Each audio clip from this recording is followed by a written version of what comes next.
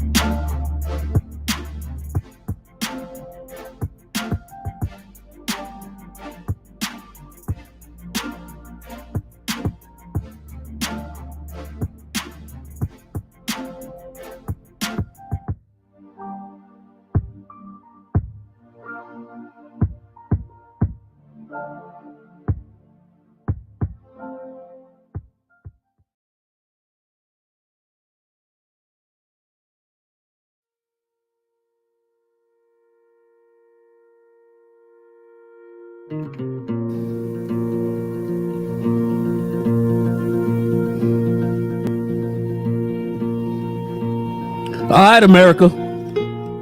We back in the lab. We back, baby. Y'all know it.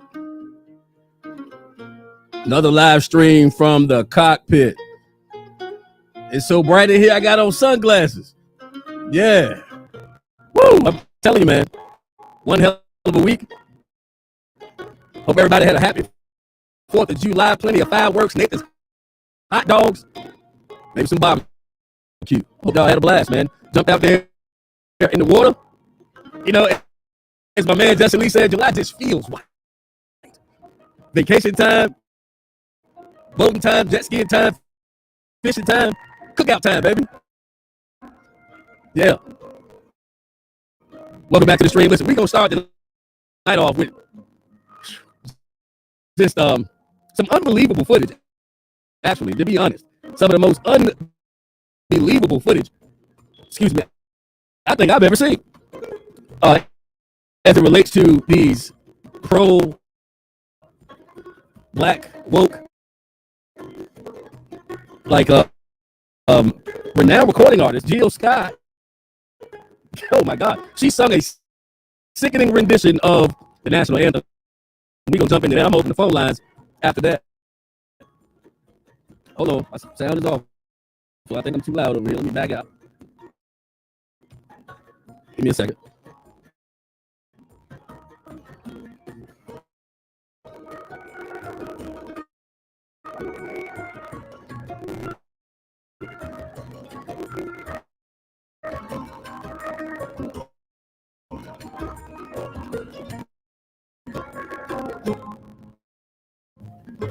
Okay, let me see what I got going on over here.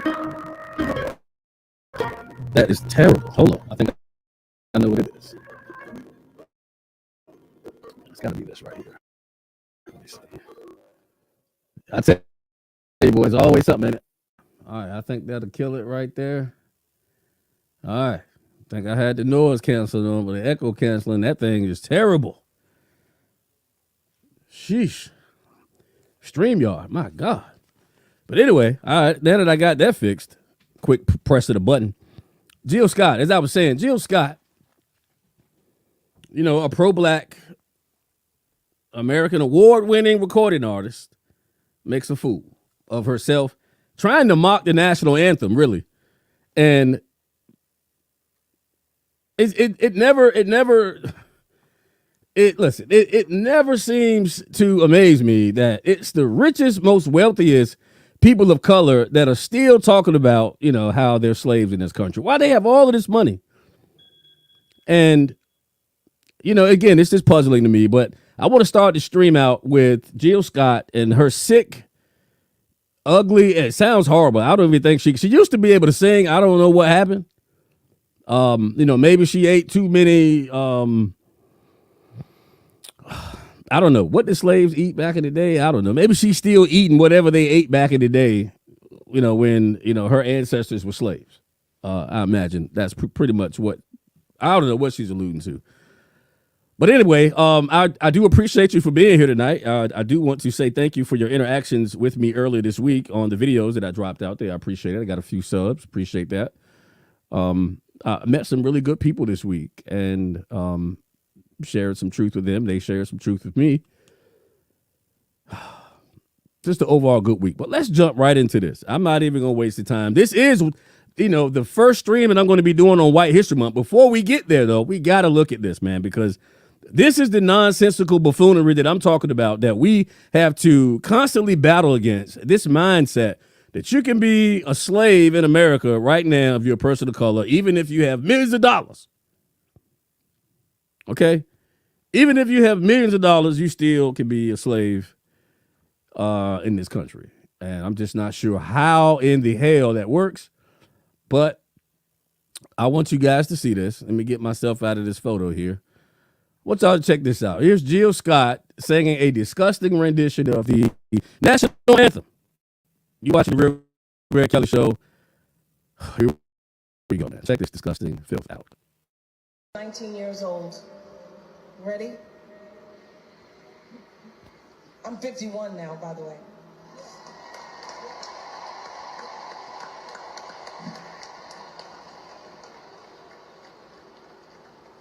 Oh, say, can you see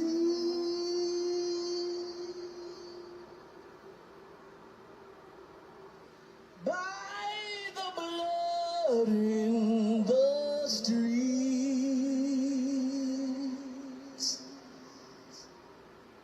that this place doesn't smile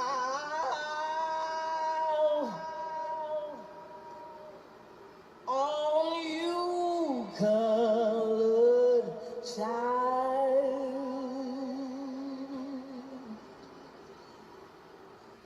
whose blood built this land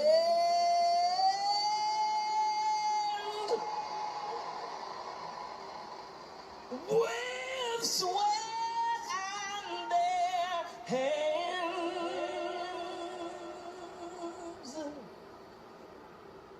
But you'll die in this place, and your memory erased. Oh, say, does this truth hold any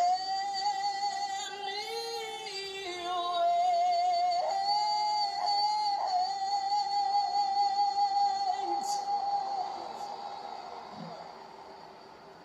This is not the land of the free,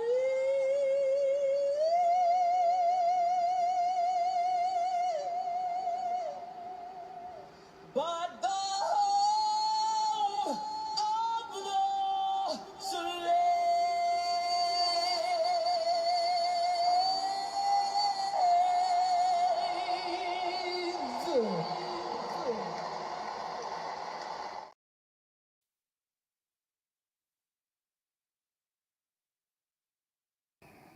Okay.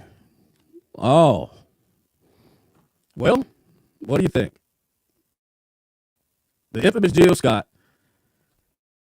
Still crying, still talking about, America being the home of the slave while she's making millions of dollars recording. I didn't know slaves could actually get recording contracts worth millions of dollars. But yeah, here she is, singing this filthy rendition of the national anthem, just desecrating the anthem, spitting on the anthem. You may as well just take the flag, light it on fire, take a piss on it, and put it out. And she got paid to do this, by the way. I didn't think slaves got paid at all. It's just unbelievable to me, the level of ungratefulness that we see in people who have had great success in this country. Great success in this country, and they are still perpetuating racial division and spewing out a bunch of lies about the country being inherently evil and inherently racist, and has always been racist and will remain racist forever. There's no redemption for America at all, because those people who are dead, by the way,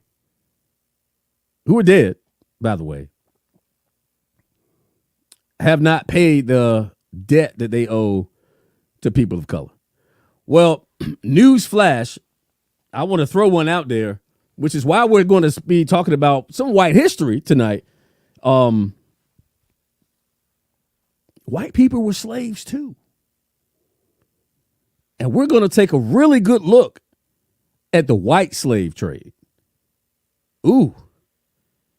You can't find anybody that wants to have that conversation, because that conversation destroys the narrative that descendants of Africa were the ultimate victims of slavery. Therefore, they should be paid reparations. They should be able to get away with bloody murder in the country, break the law, not go to jail, or go to jail and get out without consequence. I mean, but hell, if that's the case, and you can't find any civilization that has ever existed that did not at some point practice slavery, I'm wondering what makes descendants of Africans so special. What makes us so special? Should white people get reparations? That's the question for the poll. If you believe that white people should get reparations, being that they were slaves, put a one in the chat. I just want to know, because I don't really want reparations. I'm good. I just want opportunity. That's my philosophy. Love it or hate it, doesn't matter. That's me. Now, if you think that people of color, particularly African Americans, because they were victims of we're going to say the slave trade, and you believe they should get reparations, should white people get reparations also, if that is the criteria for getting reparations? Is it fair? Is it fair? I just want to know what your thoughts are. So before we transition, we're going to jump right into White History Month. And I promise that I'm going to let these videos that I'm going to show you, it's only 2 of them, I'm going to let them go in their entirety, my fellow Americans, and I'm not going to give any commentary on them until after the fact. I'm saying it now. I'm not going to interrupt at all. Okay? Because I really want you to get the information that you're going to be receiving. You're going to get some data that you won't hear any race-baiting, white-hating America or anti-American you won't hear anybody that spews this rhetoric out of their mouth talk about the reality of slavery affecting all people and slavery having zero to do with race. Zero. Okay? Zero. Slavery did not begin because the white man hated the black man. That is a lie. We're going to show that it's a lie. We're going to see that it's a lie. And we're going to talk about one of our famous brothers in American history, Thomas Jefferson. But we're going to look at Jefferson in a different light. We're going to actually look at something that Thomas Jefferson did that nobody wants to talk about. You might learn something tonight. I guarantee it. You might learn something tonight if you hang around long enough. Okay, you give me a few minutes. I'm going to leave you here with a little commercial here, little commercial break. I know we're just getting started. You are watching the Real Greg Kelly Show. I'll be right back with you after this commercial break. And I'm going to put the phone number up for you to call into the show, because once you start to get the information that you see, I want to know what your thoughts are. I'm going to say it again. White people were slaves. Okay? And that's some of the history that we're going to be looking at tonight. White people were slaves for a long, long time. A lot of them. All right, you're watching the Real Greg Kelly Show. I'll be right back after this commercial break.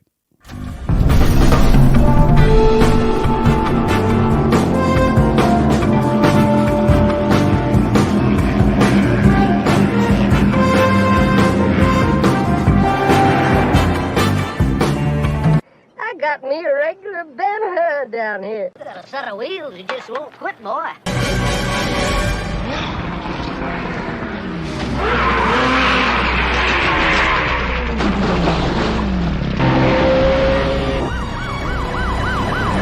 8 more years of Donald Trump will change America in a fundamental way. The America we know will no longer exist. You call my brother-in-law Billy Bob, he got the fastest boat in the whole damn river. Billy Bob sure no fixie ass. Here, go Billy Bob. That's my brother-in-law. That's Billy Bob. He'll get him. Billy Bob will get him. Hot damn! And he's basically saying to the vast majority... Let's not kid ourselves. Joe is shot. Oh, beautiful for heroes proved in liberating strife, who more than self their country loved, and mercy more than life.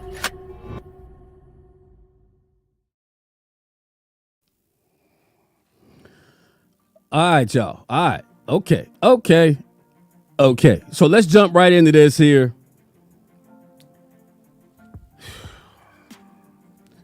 Before we jump into Thomas Jefferson, I want to introduce you to a group of people that, let's just say, these people that I'm going to introduce you to are directly responsible for the slave trade out of Northern Africa and for the kidnapping and pillaging of European nations also simultaneously, with the North Atlantic slave trade being in full effect, as well as the white slave trade being in full effect at the same time, should easily debunk the origins of slavery being the white man hating the black man, because actually it kind of looks like the black man started slavery because he hated the white man. But we ain't gonna go there, right? We're not gonna do it. But I do want to introduce you to a group of people called the Barbary Pirates. And no, my fellow Americans, they were not European. But they were big time into the slave movement, the slave trade movement, and they made a lot of money. And they didn't care what color you were, as long as you could, bring them some revenue. They didn't care if you were black or white. However, white slaves were of high commodity. There was a great desire for white women and white boys. So we not get it confused that, slavery, again, was not simply confined to people of color. But the Barbary Pirates is a story that I think all Americans should know, no matter what your skin color is, just in order to have a realistic discussion about slavery and not continue to teach that slavery was the target of the white man on the back of the black man to take away their freedoms and their culture, when ultimately what it really boiled down to was greed and money. Greed and money. Sex trafficking, same thing. Greed and money. But there's multiple generations of people alive today that are upset with the white man, hate white people because they started slavery. And they didn't. I mean, historically, they didn't. Factually, they didn't. And there's a ton of information, tons of historically documented information that proves it. But for some reason, a great majority of people that look like me hate white people because they started slavery, even though it was people that look like me that did. Tons of information. So I'm going to start this clip on the Barbary pirates. I promise again, I'm not going to interrupt. I just want you to check it out. I'm going to let it play. It's about 10 minutes long. And I want to know your thoughts on this, if you have any. There's not a ton of you hanging out tonight, and that's cool. I'll share the video. If you haven't liked the video, give me a thumb. If you haven't subscribed to the channel, you're very welcome to do so. I would greatly appreciate it. And I know I can just hear the phone calls and I can read the emails. I can see them already. You know, just telling me what I am. Y'all know, coon of the year. You know, I just hate black people. Well, really, I just love the truth. I think that's more important than hating or loving anybody of any race. Just love the truth. So here we go. The Barbary pirate story and how they terrorized nations, stealing people and selling them to Africans and Africans selling them. And these are Islamic states, by the way. And you'll be able to decipher exactly who these people are after you listen and see this video. The Barbary pirates. Let me share my page here. You know, I'm always forgetting how to do this, but not today. Here we go. Barbary pirates.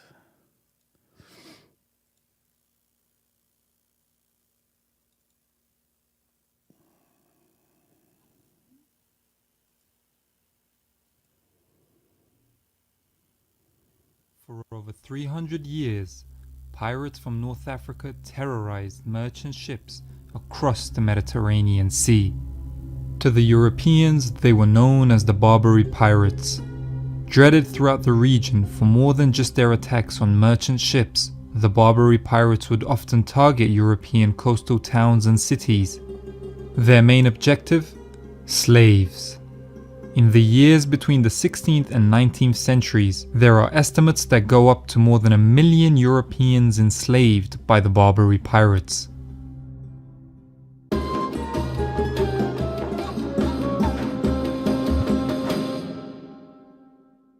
The Mediterranean has had a long history of piracy that stretches as far back as the ancient Egyptians, perhaps even longer. It's unsurprising really, considering the importance of its trade routes which connect southern Europe with the Levant and North Africa. Even piracy stemming from North Africa was nothing new to the early modern period. During the medieval period, piracy and slave-taking from coastal regions was such a problem in southern Europe that in the year 1198, a religious order, the Trinitarians, was established to free captives by collecting ransom money.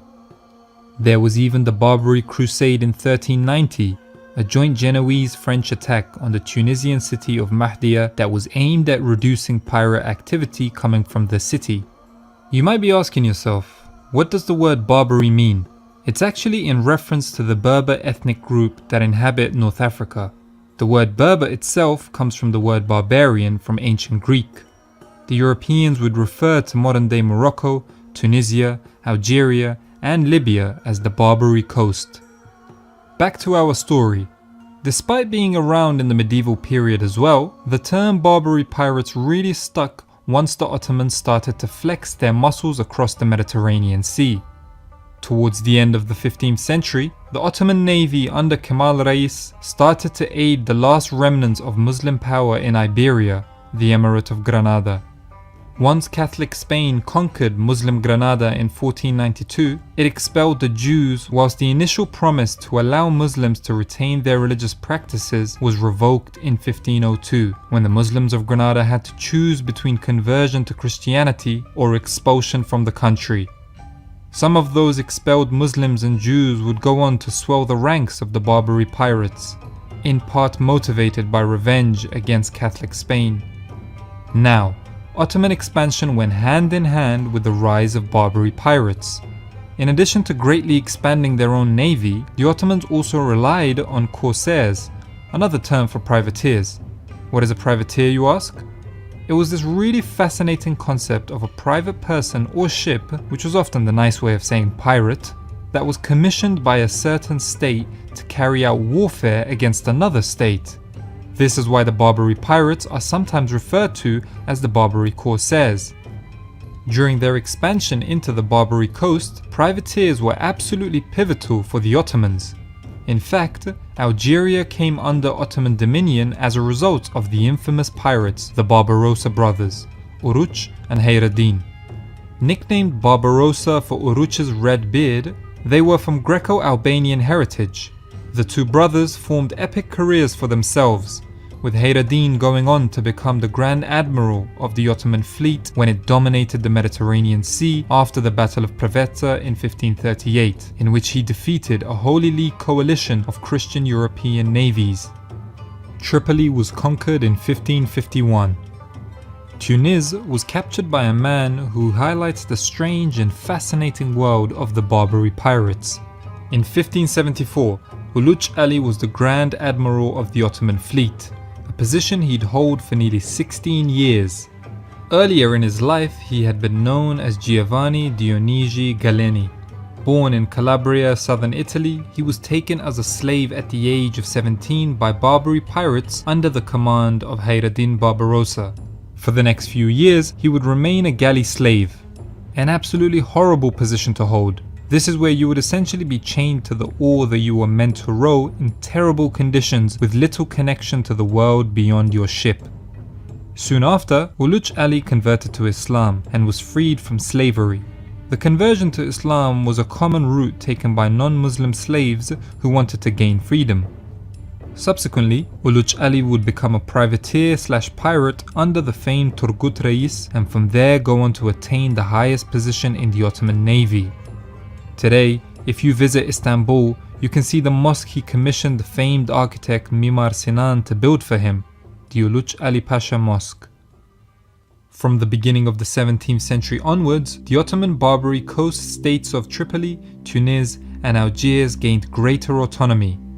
This meant that the activity of the Barbary pirates would become less focused on achieving political goals and more so on drawing economic benefits in the shape of plunder. This decrease in Ottoman central authority allowed the Barbary pirates to focus very heavily on their most lucrative business, slavery. It would be pointless to talk about the Barbary pirates without talking about the Barbary slave trade, especially when we take into consideration that certain historians have floated numbers as high as 1.25 million Europeans being enslaved by the pirates in the period 1530 to 1780. But honestly, that figure doesn't mean much, because it's almost impossible to come up with a precise number considering that consistent official records were not maintained in this period. So how do historians arrive at that figure? There's a lot of estimating and back calculations going on, but that has many inherent problems in and of itself, so just ignore that figure. What we can't ignore, however, is just how big a deal the Barbary pirates and in specific the Barbary slave trade was for the Europeans. Pirate raids were such a big issue that coastal settlements along the Mediterranean coast of Spain, France, and Italy suffered depopulation. People had to think twice if they wanted to live in an area that was subject to pirate raids. And it wasn't just southern Europe that was at danger. The intrepid Barbary pirates sailed into the Atlantic Ocean and raided northern Europe as well. The coastal towns of England and the Netherlands were not safe. In 1631, there was a raid on the village of Baltimore in Ireland. In 1627, there was even a raid on Iceland. Yeah, you heard me right, Iceland. The raids on Ireland and Iceland have something in common that is an absolutely fascinating aspect of the Barbary Corsairs' history. That is just how multi-ethnic the Barbary pirates were. We've kind of discussed this already with the Italian Uluc Ali and the Greco-Albanian Barbarossa brothers. The raids on Ireland and Iceland were led by a Dutchman, Jan Janson. Initially a Dutch privateer, Janson turned Turk, a way of saying he became Muslim when he was captured by Barbary Corsairs in 1618. Changing his name to Murat Reis, he would go on to become the first president of the Pirate Republic of Salah, a city that was literally run by the prophets of piracy in Morocco. Interestingly, Jan Jansen's son would go on to become a prominent landholder and original settler of New Amsterdam, which would go on to become modern-day New York. There were actually quite a few prominent Dutch Barbary pirates, including Simon Danseker, aka Simon Reis, and Ivan de Venboer, aka Suleiman Reis. In addition to the Dutch, there were also English pirates getting in on the action as well. Jack Ward, changing his name to Yusuf Reis upon conversion to Islam, was active at the beginning of the 17th century and was said to have amassed an absolute fortune by the time he died. There were also Jewish Barbary corsairs, most famous of whom were Sinan Reis and Samuel Palache. We have to remember that for sailors and young adventurous men in general who wanted to make extra money and were not necessarily inhibited by the moral questions brought about by piracy, the Barbary pirates had excellent prospects for socio-material gain. This helps to explain why there were thousands of Europeans who joined the Corsairs voluntarily. They brought with them important knowledge regarding naval technological advancements that were taking place in their home countries, thereby advancing the cause of the Barbary pirates. So what caused the downfall of such a profitable business? Well, as European navies started to develop, the threat of the Barbary pirates diminished with it. Merchant ships were better protected. Also, the Ottomans had lost their sense of naval invincibility in the Mediterranean, so that meant less protection for the Barbary corsairs. By the 18th century, European countries with powerful enough navies forced peace upon the Barbary states by bombarding their cities. It seemed that the naval technology of the pirates could not hold up to the advancements made by European navies. But it should be mentioned that often this peace would be negotiated with a price in mind. In essence, the Europeans would find themselves having to pay for peace. And this was not necessarily a small fee.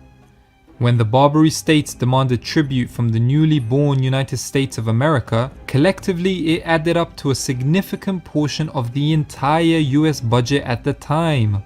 In fact, the conflict between the Barbary states and the USA was a key reason for the downfall of the Barbary pirates.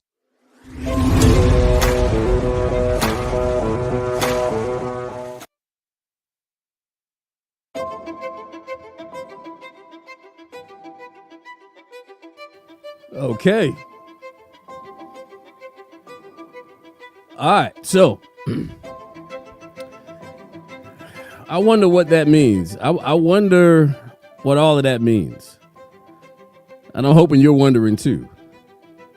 What it means to me is that slavery began because somebody found out that there was a market for human beings.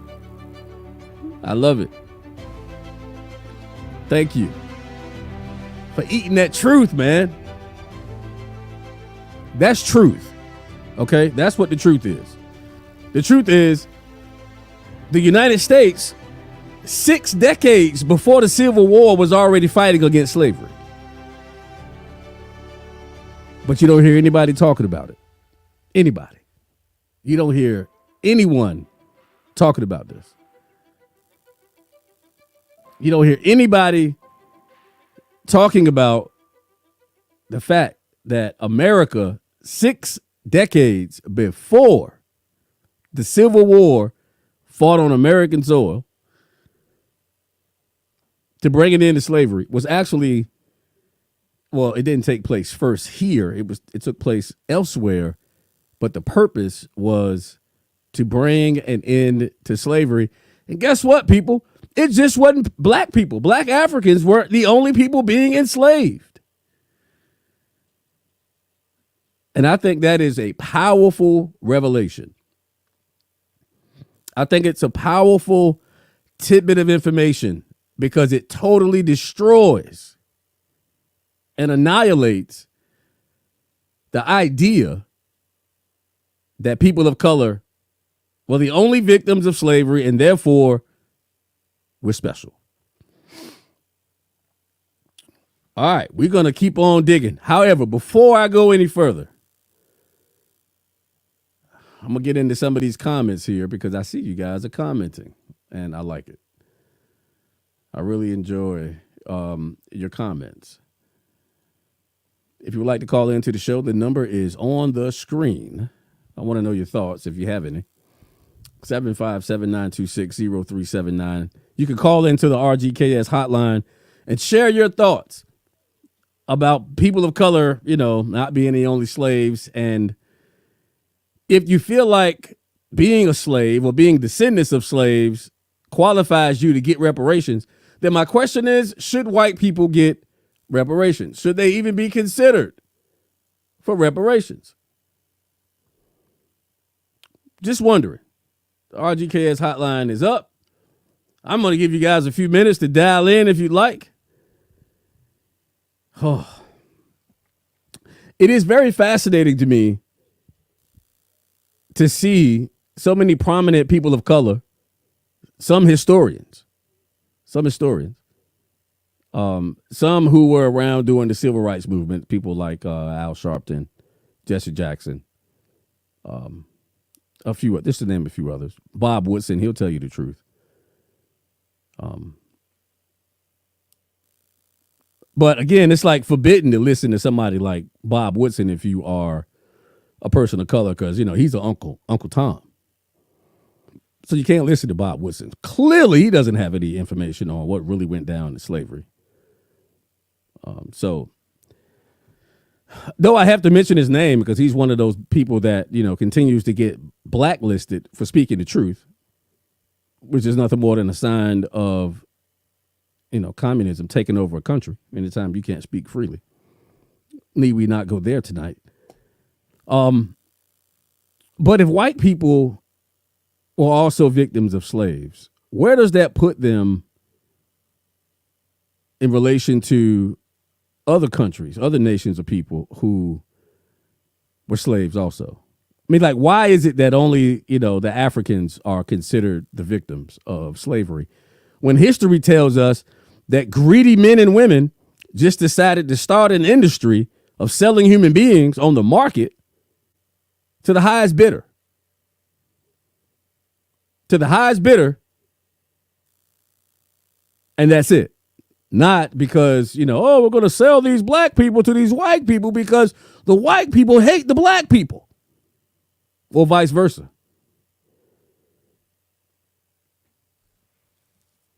But anyway, we're going to get down to the nitty gritty because my main man, Thomas Jefferson, played a very vital role in ending the white slave trade and bringing it in even to the North Atlantic slave trade. At least put a big dent in it. Some bills were formulated to bring an end to the trafficking of slaves from Africa to America, even though, yes, slavery was still alive and legal in America. Thomas Jefferson said, we're not taking any other people from Africa and bringing them here. That is forbidden. That is ridiculous. That is evil. That is wicked. We're not going to do it. And we're not going to let anybody else do it either. But nobody talks about this. And we should. We really, really should talk about it. Okay. Before we get into Thomas Jefferson, because we're going to go there, the RGKS hotline is open. You are more than welcome to give a call. I'm actually going to share another clip with you, another commercial. I'm going to take a little break here. But please think about what you just saw and heard. I mean, have you ever even heard? I know some people have. But is there anybody in this chat that hasn't even heard of the white slave trade? I mean, number one, it's impossible to even think that white people don't have a history of slavery. We do know that the Irish, they were totally brutalized and stolen from their country and used as a means of building someone else's economic wealth. We do know that happened. But it doesn't seem to hold much weight when you talk about a white person being enslaved. I wonder why that is. I really wonder. Really, really wonder. All right, I'm going to play a commercial. After this commercial break, again, the phone line is open, 757-926-0379. Please call in if you would like to share your thoughts on the white slave trade, what that means to you, how you feel about it. Do you think white people should get reparations? Do you think white people should be considered since they're descendants of slaves? Also,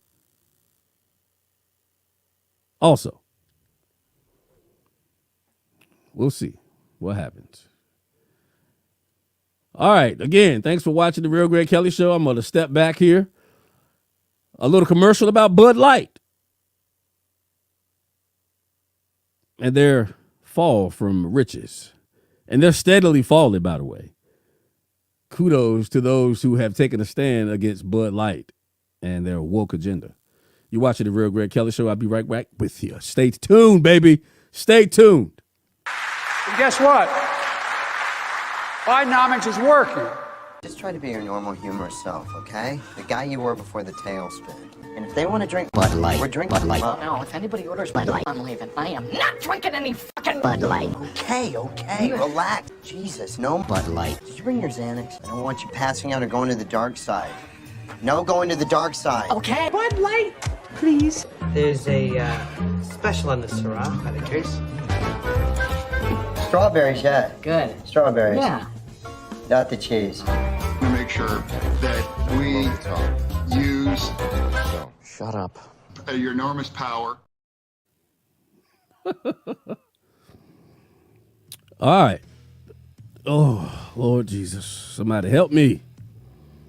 Hotline's still open. I ain't got no phone calls. What's the problem? Huh? Y'all didn't like that information? That was good. I thought it was good.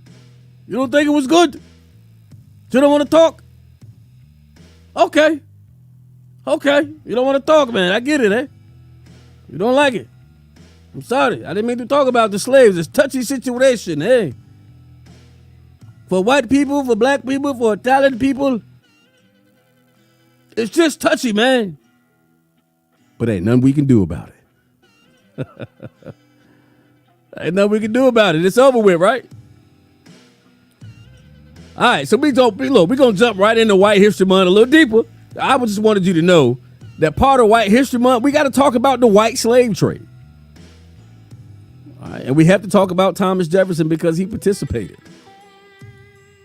He was the third president of the United States. And he didn't like slavery.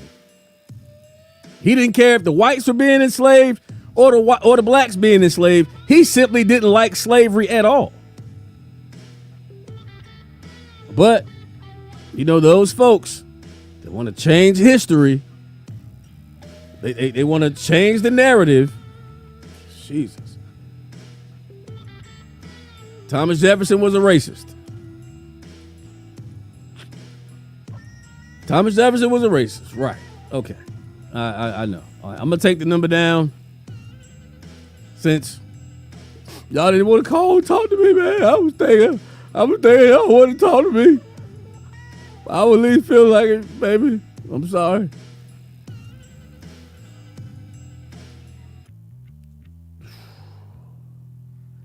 All right, so let's get into this segment here on Thomas Jefferson. And remember, I introduced you to the Barbary pirates for a reason, because I kind of wanted to set the stage for Thomas Jefferson's work against them and how this racist country, America, went to war over slavery 6 decades before the Civil War. That speaks volumes to the perpetuating lie that America is inherently evil and racist.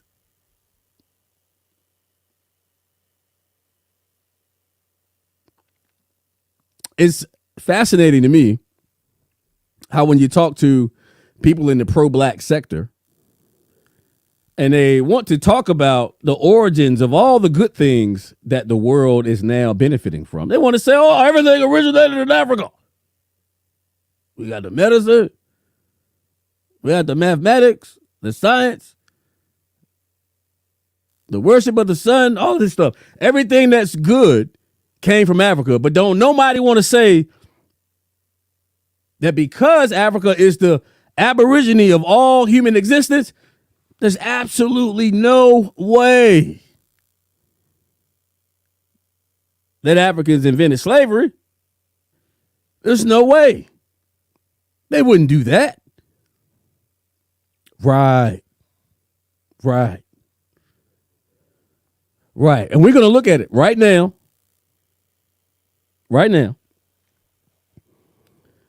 Thomas Jefferson and his effort to put an end to the Barbary pirates, their violent looting spree, kidnapping spree, or we're going to call it slave gathering spree. How Thomas Jefferson put a monkey wrench in the game. America, put an end to it. Put a monkey wrench in slavery 6 decades before the Civil War. This is fascinating information. This is information that I hope all of you jot down. Share the video. Download the video. Look at this yourself. I want you to see it for yourself. And please share this with somebody that look like me so they can stop lying to their children and their grandchildren, telling them that white men went into Africa and stole black men. We need to stop telling that lie and just tell the truth. Slavery had nothing to do with skin color. Slavery was big business. All right, you are watching The Real Greg Kelly Show. We're going to get right into this here. Thomas Jefferson and his disdain and his aggressive action towards slavery as we celebrate Thomas Jefferson during White History Month. Woo, baby! White History Month. Thomas Jefferson pissed off about slavery 6 decades before the Civil War. All right. Can I share this? How in the world do I share it? Oh, yeah. 6 decades, y'all. All right, here we go. Come on. Where'd you go? What happened? Oops. There we go. All right.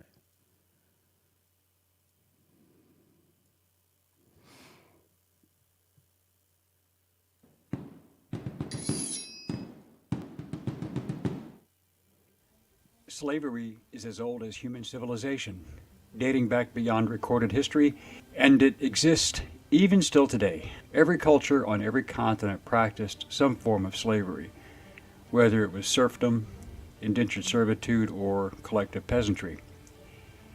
However, when the slave trade is mentioned, people normally think of the black African slave trade to the Western Hemisphere during the colonial period from 1500 to the mid-1800s, as practiced by the European colonial powers. Estimates range from 10 to 13 million Africans being brought to the New World, with around 10 million surviving to be sold in North and South America, as well as in the Caribbean islands. Of this number, the best estimate is that 450,000 went to the British, French, and Spanish colonies in what is now the United States and Caribbean. Brazil alone received almost 5 million, the rest going to the Spanish colonies in South America. Slavery still exists in the world, yet most of the major powers ignore the fact and refuse to even acknowledge that it still exists. It is still quite active. Yet, 6 decades before the American Civil War, a war was fought by the United States on foreign shores to try and stop the white slave trade. What was the white slave trade? Does it still exist? Who were the Barbary pirates? What was the result of American intervention? How did it occur? and what was the aftermath? And how did 9 U.S. Marines and their mercenaries make history and give birth to a legendary fighting force while also ending the white slave trade in North Africa? Hello, I'm Colin Heaton, former soldier, Marine Corps scout sniper, history professor, historian and book author, and we will answer these questions and other issues on this segment of Forgotten History.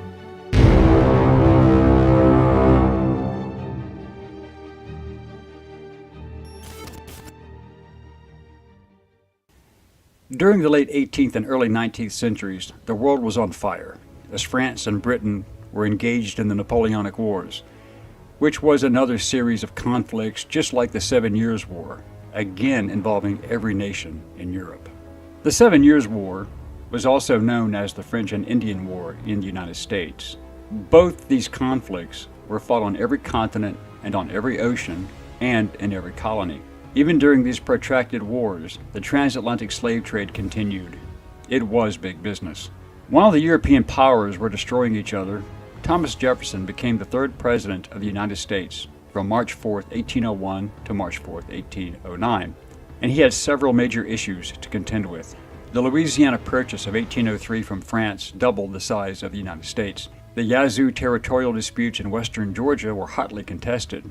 The launching of the Lewis and Clark expedition in 1804 to explore the newly acquired country, and the contested issue of slavery. In 1806, Jefferson denounced the international slave trade as a violation of human rights and called upon Congress to criminalize it. Congress responded by approving the act prohibiting importation of slaves the following year. No longer could slaves be brought from Africa, although slavery was still legal in the United States. Then there were also the rising tensions between the United States and Great Britain, which dominated the final years of Jefferson's second term, as the Royal Navy had been seizing American merchant ships and impressing sailors. However, one situation which has gone largely unnoticed in history was Jefferson being the first president to send the military overseas into direct action: the war against the Barbary pirates. For decades prior to Jefferson's accession to office, the Barbary Coast pirates of North Africa had been capturing foreign merchant and warships, stealing their valuable cargoes and enslaving crew members, while often demanding huge ransoms for their release. Many of these ships and crews were American. Before independence, American merchant ships were protected from the Barbary pirates by the naval and diplomatic influence of Great Britain, which had threatened the use of military force should their ships be molested. However, that American protection came to an end after the colonies won their independence. The Barbary pirates also attacked the coastal northern Mediterranean, launching attacks against France, Italy, and Sicily, kidnapping women as white slaves, primarily and whenever possible, notable wealthy persons and ships for ransom. In their feverish search for white women slaves, a few pirates even went as far as the coast of Iceland, raiding inland to kidnap women and bring them back to North Africa. North African slave markets thrived, as, under Islamic law, known as Sharia, although fellow Muslims could not be enslaved, non-Muslims could be and were. Over a period of more than 300 years, it is estimated that 1 million white Europeans, to include those captured at sea as well as through land raids abroad, were enslaved. Many of these were Americans captured at sea. In 1794, in reaction to the attacks, Congress had passed a law authorizing the payment of tribute to the Barbary states. Part of that law was the Naval Act of 1794, which authorized the construction of 6 frigates, establishing the United States Navy. By the end of the 1700s, when Jefferson was Secretary of State, the United States had concluded treaties with all of the Barbary states, the Ottoman regencies of Algiers, Tunis, and Tripoli, along with independent Morocco. When Congress authorized $80,000 for Morocco to not molest American shipping, it was considered a good deal, as it was a cost savings when compared to the loss of ships, cargo, and sailors. The Bey of Algiers, Mustafa Baba, also agreed, and many American merchantmen were escorted by Portuguese warships, as Portugal also had a treaty with the Islamic states. But Jefferson was opposed to paying tribute, which he considered to be a modern Danegeld. When Saxon England paid the Danish Vikings not to attack, it did not work. Although Morocco and Algiers initially agreed, just weeks before Jefferson took office, Tripoli began attacking American merchant ships in an attempt to extract further tribute. Jefferson had seen enough. Jefferson tried diplomacy, and his letter to Pasha Yusuf Karamanli emphasized, our sincere desire to cultivate peace and commerce with your subjects. Pasha Karamanli, the ruler of modern-day Tunisia, felt that the Americans had insulted him by not offering to pay tribute. He threatened continued actions if not so respected. Pasha Karamanli was already at war with Sweden, having broken an existing treaty after Sweden agreed to pay annual tribute and ransom for 131 captives. 14 Swedish merchantmen had been seized by Tripolitan corsairs. Some of these were white women who were being transported on Swedish merchantmen, and it is not known if they were ever recovered, as the white women were rarely ransomed. They were highly prized and sold. The Pasha then declared war on the United States on May 14, 1801 by chopping down the flagpole at the American consulate in Tripoli, a direct act of war. Jefferson sent 3 frigates and a schooner under the command of U.S. Navy Commodore Richard Dale as a show of force and to protect U.S. ships entering the Mediterranean through the Straits of Gibraltar. Dale learned of the declaration when he reached Gibraltar on July 1, 1801. From that point, Dale's ships blocked 2 of the Pasha's corsairs operating as raiders and messengers inside the harbor. Yusuf Karamanli was shocked at the American audacity. The Sultan of the Ottoman Empire, Selim III in Istanbul, was also less than amused, yet did not interfere when the Americans became involved. He had just concluded treaties with Russia and Austria and was trying to westernize his empire along Western lines. This included eliminating the white slave trade, and this position was not favored by many of his subordinate regional leaders, especially in North Africa, and they launched a revolt against him, and his cousin and successor, Mustafa IV, had him murdered in 1807. He was not about to give up such a lucrative business. The U.S. blockades halted Barbary trade and raids with Europe, but did not stop Tripoli's trade with the other Barbary states.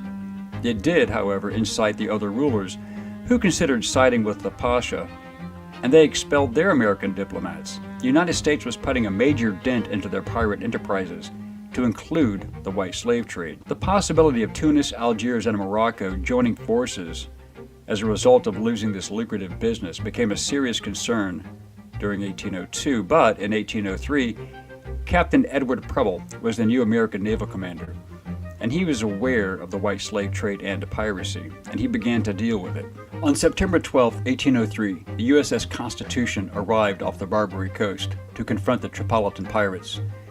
In October 1803, the frigate USS Philadelphia ran aground and was attacked and seized, and the 307-man crew was held for ransom.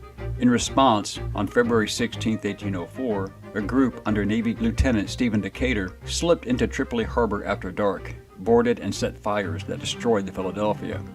The Pasha, in response, demanded an outrageous sum in ransom for his American hostages, even threatening death if it was not paid. In 1804, Commodore Samuel Barron, aboard the USS President, took command of 11 vessels, and he had new orders. But due to illness, he handed command of the squadron to Captain John Rogers. Jefferson had again seen enough and decided to take direct and immediate action. He sent the order. Ex-Consul William Eaton, a former Army captain who used the title of general, and United States Marine Corps First Lieutenant Presley O'Bannon would lead a force of 8 U.S. Marines and 500 mercenaries to take Derna and free any hostages. These mercenaries were Greeks from Crete, Arabs, and Berbers, opposed to the regime, and started on a march across the desert from Alexandria, Egypt in April 1805. Their objective was to capture the Tripolitan city of Derna. The Muslim troops were under the command of Egyptian Sheikh El-Tahib, the Ottoman Empire viceroy.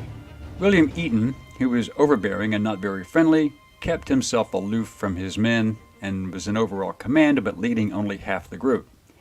He had a tough job controlling the largely undisciplined mercenaries, and the infighting between the Christian Greeks and Muslims, few of whom were professional soldiers, became a problem. His promises of money and loot once they took Derna was looked upon skeptically. However, O'Bannon and his 8 Marines embedded with their mercenaries shared food, hardship, water, and earned their trust. O'Bannon decided to take the Muslims from Eaton, exchanging them for his Greeks.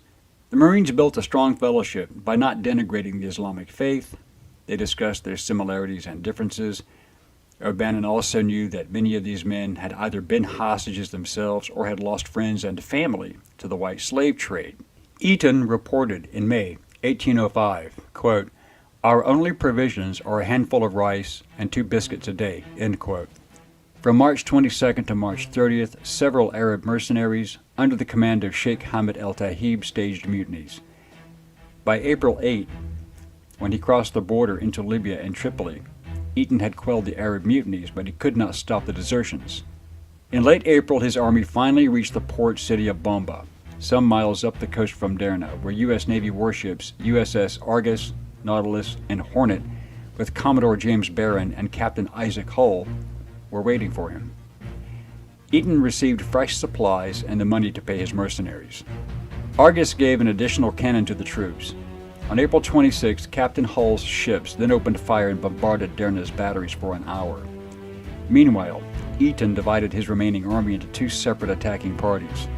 The attack began at 14:45 hours, with Lieutenant O'Bannon and his Marines leading the attack with 50 inexperienced Greek gunners. Eaton's force was halted due to high volumes of enemy musket fire, but O'Bannon pushed his men through the inaccurate fire, as witnessed from the ships. Carefully interchanging his men into various ranks to fire, advance, reload, and continue the process, O'Bannon's force took the fort cannons. Eaton, wounded in the left wrist, would report later that O'Bannon, with his Marines and Greeks, had, quote, passed through a shower of musketry from the walls of houses, took possession of the battery, end quote. Eaton's forces caught up and turned the defenders' own abandoned guns against them, pushing them out of the city and into a well-placed ambush set up by O'Bannon just outside the main gate. During the entire battle, O'Bannon lost 2 men killed and 3 wounded Marines, with 9 of his mercenaries killed. Eaton's losses among the Muslims is unknown. O'Bannon raised the flag over the captured city at 1600 hours. They had just defeated a force 4 times their number, who were in a fortified defensive posture. And for the first time in American history, that a flag from the United States had been raised on foreign soil. Hostages were freed, and the Navy sank the pirate ships in harbor. Accurate naval fire from Argus and the other ships forced them back, and Derna remained in American hands. Yusuf reluctantly signed a peace treaty on June 10, 1805, aboard the USS Constitution. The treaty granted American ships passage through the Mediterranean without further payments of tribute and freedom from harassment. This also meant joining the other European nations in halting the very active and overt white slave trade. The war was over, and so was active white slavery from North Africa. Marine Corps legend has it that Hamid presented O'Bannon with a Mameluke sword, a sign of prestige and power. Emboldened by this event, more European nations also increased their naval presence and resisted the Barbary pirates, stopped paying tribute, crippling their commercial trade and extortion rackets, ending their raids on southern coastal Europe, ending hostage-taking and their demand for ransoms and the white slave trade. Presley O'Bannon and his 8 Marines had done the seemingly impossible, but it would not be the last time Marines were called upon to do the impossible and succeed. Semper Fi. We hope you enjoyed this segment of Forgotten History. Please click like and subscribe for free. And please stay tuned and be engaged and informed. Send us comments if you have questions or even show ideas, and we will respond to all requests and comments as soon as we can. Thank you.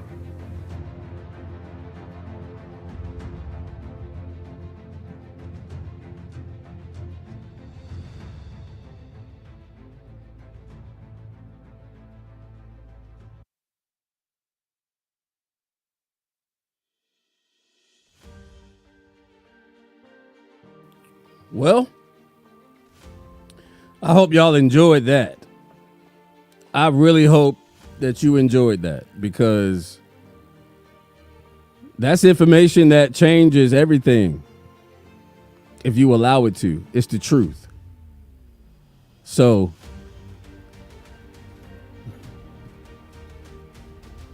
the Barbary pirates, man. The Barbary pirates. Some dangerous guys.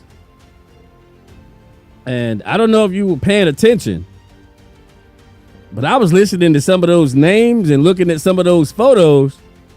They didn't look like white people to me. I'm just being honest.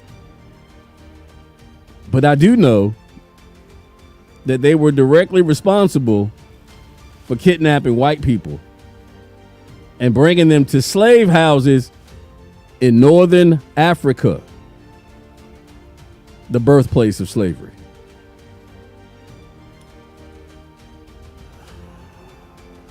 Again,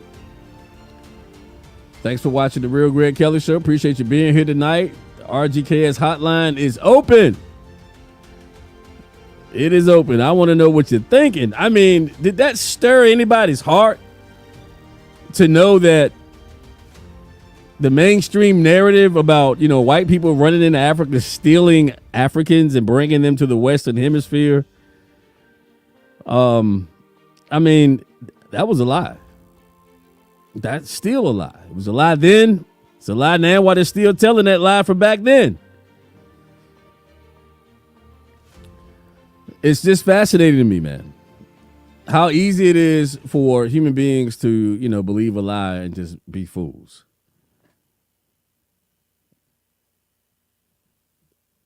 Joker, I have absolutely no idea. I haven't got that far yet.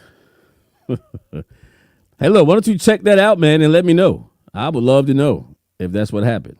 Sounds feasible, but I can't say yay or nay on that. Would love to know, the answer to that question. Why don't you look that up for us? Be greatly appreciated.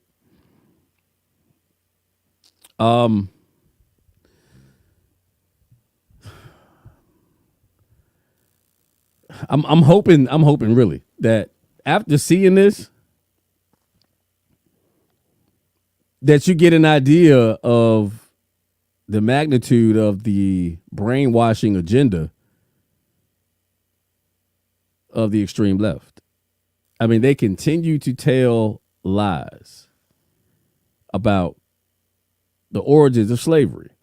And the beauty of this information, you can find it anywhere. I mean, this is not even hidden. I found this easily. I made the mistake of not putting citing the sources in the description. I was in a hurry. I'm sorry. However, all you have to do is look it up. Barbary pirates. And, look up Thomas Jefferson. Somebody told me somebody's calling and I'm not answering the phone. I mean, really? Is that what's going down? I'm sorry. That's not going down. Sorry. Nobody called me. But the number is on the screen. I think maybe I'm supposed to call somebody. Is it? Perhaps I'll try. Perhaps I'll make an outgoing call. Let's see what happens. Somebody told me someone particular was trying to call me. Let's see. No? I'm going to try. Here we go. Let's try this. See what happens. I hear nothing.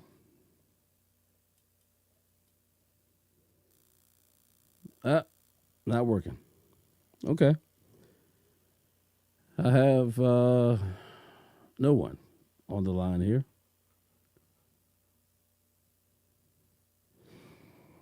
But nonetheless, if you would like to call in, the phone line is open. We'll wait a few minutes. I got a couple more clips to play for you. You're watching The Real Greg Kelly Show. Thank you for watching. I appreciate all the subs. I got 4 subs this week. That is pretty awesome. So I can only attribute that to maybe some of you guys sharing stream out and people liking it. It's okay. It's not bad. And I got some hate mail. A little bit of hate mail this week. Because of the LBGTQ. I mean, some people called it. They were like, hey, man, that's clickbait. I'm like, it's not. That's your narrative. You want us to support them. Well, this is how I'm going to support them. I'm going to laugh. Throw a few jokes at them. I think there's no better way to do it. Have a little fun. Tell a few jokes. Have a few laughs. I don't know. We'll see. The hotline is open. I think it's working. Don't really know yet. I'll find out. Greg, answer your phone. I'm not getting any phone calls, man. Let me check again. No. I missed 3 calls 3 hours ago. And then the other ones are like 11 hours ago. But it lets me know somebody wants to talk to me. I'm okay with it. Hey, Snowman, oh Lord, he wants a link. I'm not sure it's gonna work, man. I would love to send it to you. I just don't know. Anyway, moving along. Listen, before I do move on, I want you to listen. Please go back and look at that section and get that information, right? Research it. All right, now you're going to be surprised at where you find this stuff. I mean, this is like on the White House's webpage. You can find this anywhere you look. It's not suppressed data. The story is suppressed because it's not, fresh in people's minds. They don't want to hear about it, or, people don't want anybody to hear about it because, again, it just blows up that crap narrative about, the white man went to Africa and stole a bunch of black folks. It blows it away.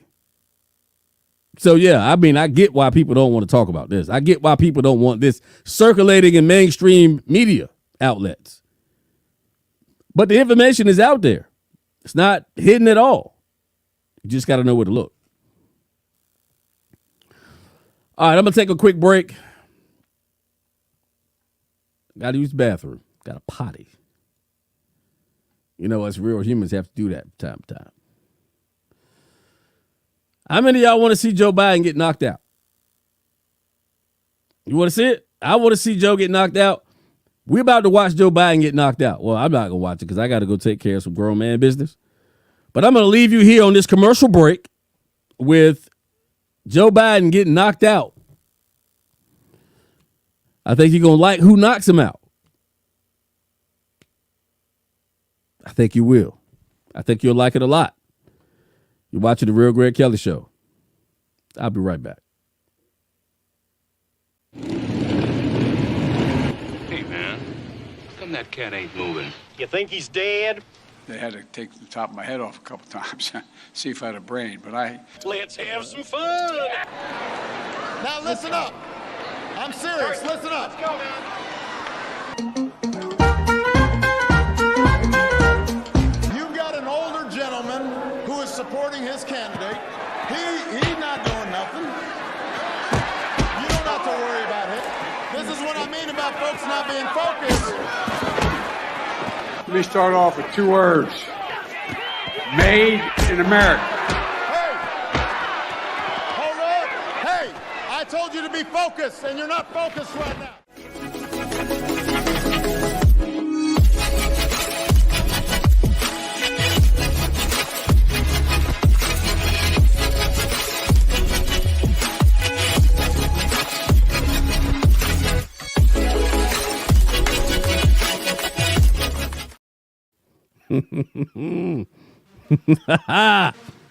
Joe got knocked the fuck out. Hey. Wow. Hit him right in the mouth. You know what I'm saying?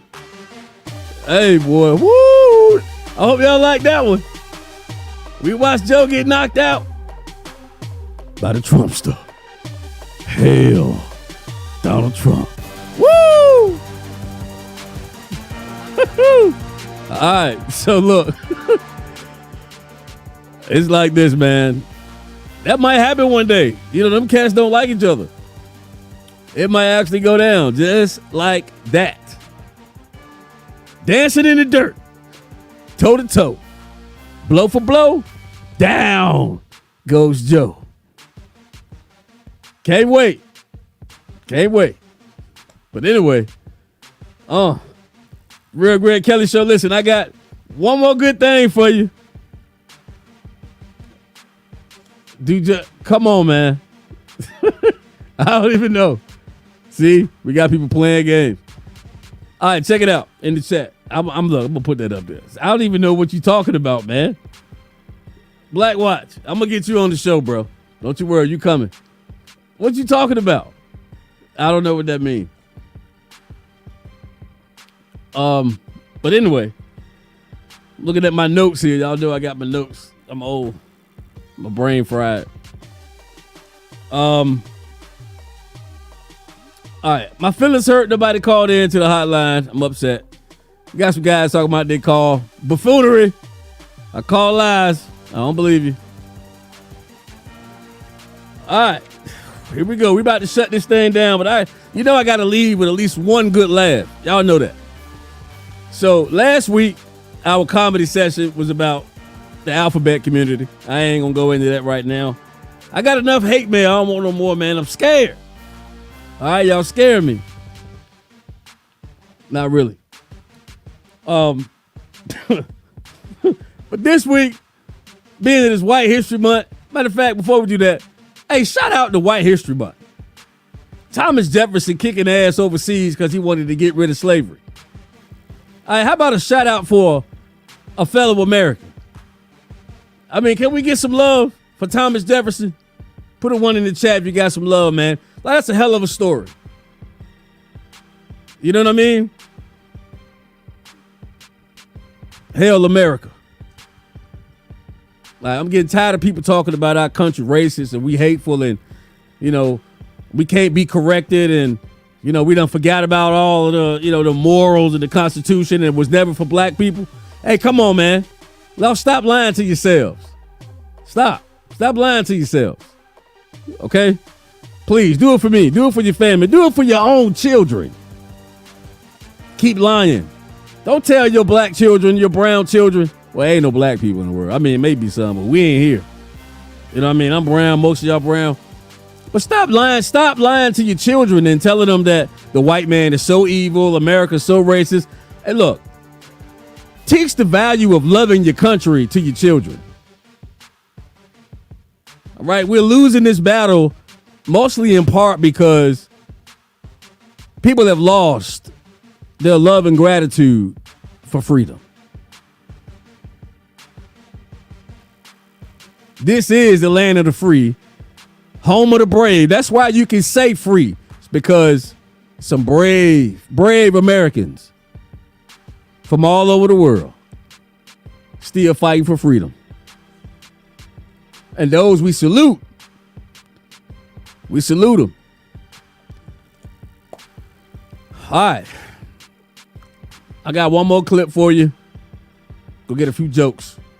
Like a few jokes on the white folks. It's y'all month. It's y'all month. And I'm here to celebrate you from the bottom of my heart. It's not a game. This is not satire. I love you for real. So, yeah. That's what we're doing. I love you for real. Okay, here we go. A few jokes on the white folks. Some of these jokes is from white folks. So don't be mad. Okay? Ain't got nothing but love for y'all. Y'all watching the Real Greg Kelly Show. I appreciate you staying around and staying tuned because you're about to get a good laugh right now. Welcome to Comedy Hour. Well, it ain't an hour. It's close, but it's not an hour. Real Greg Kelly Show. As soon as I figure out how to do this. Here we go, y'all.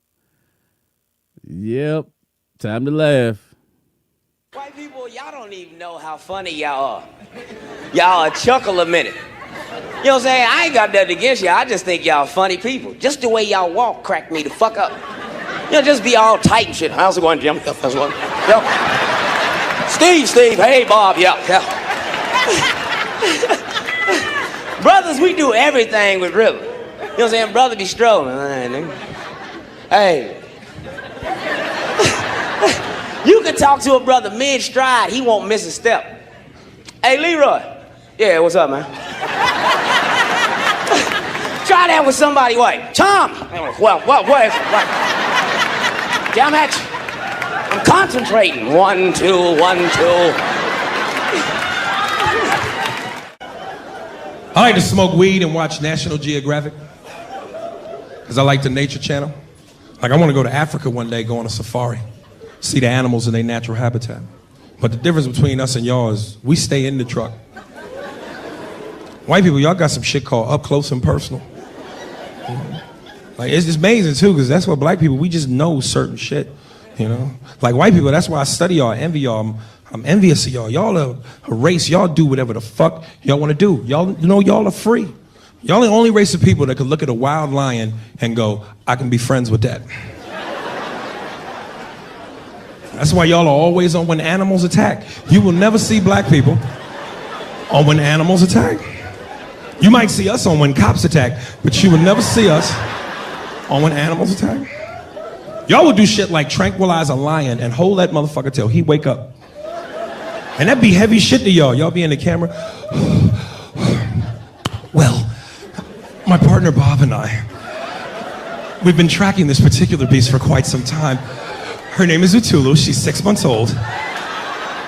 We just shot her with 5 cc's of tetracordyline darts. When she gets up, she's gonna be fucking pissed. Oh my God, Bob, do you feel your heart pounding? This is amazing. Oh my God, she's getting a wow. Oh, she mauled me, what an experience. The Africans don't be out there fucking with the lions. They ask him, Mr. Matumbu, why you don't play with the lion? I'm not fucking with that motherfucker. Fuck him and fuck you. That shit is not in the brochure. I'm not doing that shit. When my shift is over, I want to go home to my children, Mangulu, Mungala, and oof, oof, oof, oof. I can't do it fucking with that. When the shit route, you better come, I will leave you in the car. Hi, Noah, Noah. Is rules. Ain't no African people here, is it? Are you African, dog? My bad. I don't want to piss you off and you, motherfucker. I don't know what it is. I don't know what the fuck is going on. But I think white women started it. It's the worst. The fucking worst. It's all they do is bitch, moan, and complain. I had no idea how difficult it was to be a white woman in the United States of America. Evidently, it's really difficult. Yeah, they're always bitching. Do you have any idea what it's like to be me? Well, I imagine it would be slightly less awesome than my life.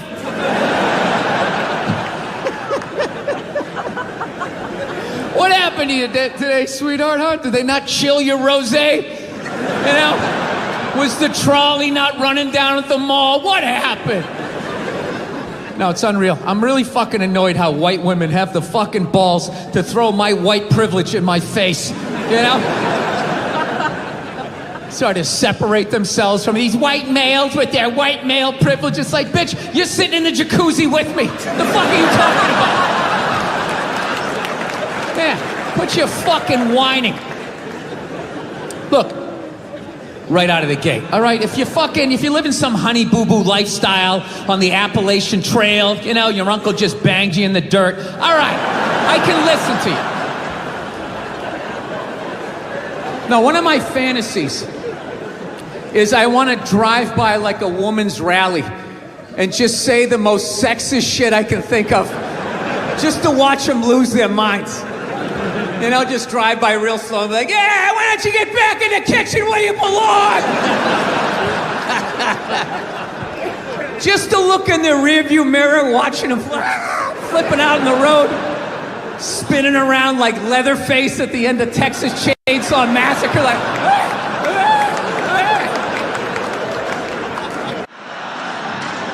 I can listen to that shit all night. Dude, remember at Frank's last week? It's fucking smashed, man. And catalogs everything they drink. 2 shots of Jaeger, tequila, 4 bong hits, man, beer, cheeseburger. That shit is great. The only bad part is you cannot pass out around white people. Every time white dudes pass out around each other, they always do some borderline gay shit when the guy's asleep. Frank fell asleep, so he like stuck a carrot in his ass and put shaving cream on his balls. Like, why, motherfucker? Why would you do that to a friend of yours? He trusted you enough to sleep around you. You gonna put a carrot in his ass? Is that nice? I tell you right now, if I put a carrot in a black dude's ass, a nigga will kill you when he wakes up for some shit like that. That is an automatic death sentence on the street. It's a wrap for you. I'm gonna kill that motherfucker. I thought y'all was friends, baby. What happened? I fell asleep at his house, right? We was drinking, and I fell asleep at his house, and while I was sleeping, right? I'm just gonna kill that motherfucker, all right? That's all you need to know. And fuck carrots. Oh, congratulations to you, my friend. Look at that white woman you're with. God damn.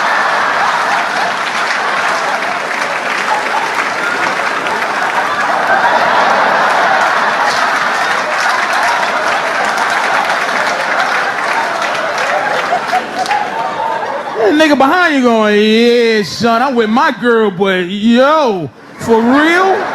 That white woman's amazing, isn't she? Tell the truth.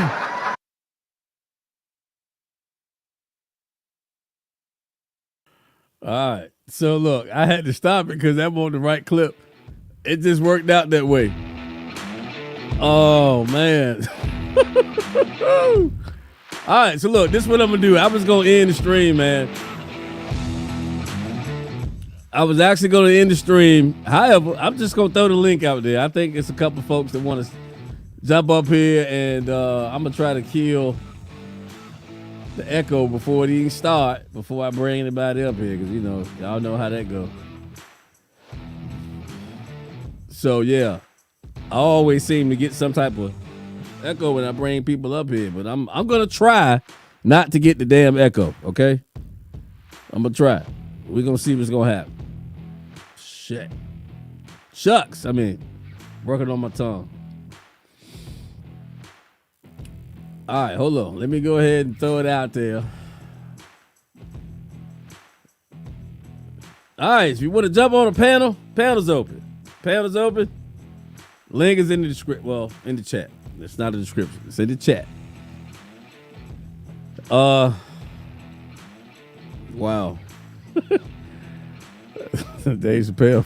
Oh man, him and Bill Boss are funny cats, man. Talk about white folks, chicks bitching, the Karens, all of that. You know what I'm saying? Oh, let me turn this off. Hold on. I think I got a four-legged creature that came out of hibernation in the background. Shit. I don't even know how I turn it off, man. Hold on. Here we go. I don't even know what I'm doing right now. Here we go. Let me try this. I don't know. Here we go. Bam! There's a bear in the house. What's up, Greg Ferd? Hey, am I echoing? I don't got no echo. Good. What's up, baby? Just chilling, Good to see you. Good to see you. Hey, did you catch the info? Oh, somebody said an echo. Here we go. Bam, come on, man. It's not me. I don't even hear it. I don't hear it either. Oh, God. And I'm on my phone, so... No, it's not an echo. That's the TV. Do y'all hear the TV or echo? It's Did Bear. you get that link I sent you? I did get. No, so when you send it tonight? Did you send it to me tonight? Well, this morning. This morning? Yeah. Okay. Yeah. I got that one. Matter of fact, I used it. That was your girl. I played it earlier. Yeah. See. I just Bear. They say you're echoing. Cut the TV off. I'm not even watching you. I can hear the TV. Okay, let me turn off. Yeah. I'm watching a documentary. But I hear the TV. Yeah, I can hear it. It's real loud.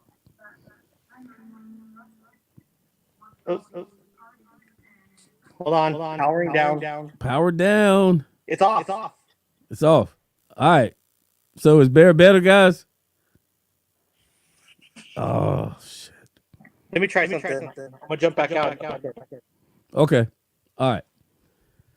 The echo canceling is on, guys. For the record, let me check again.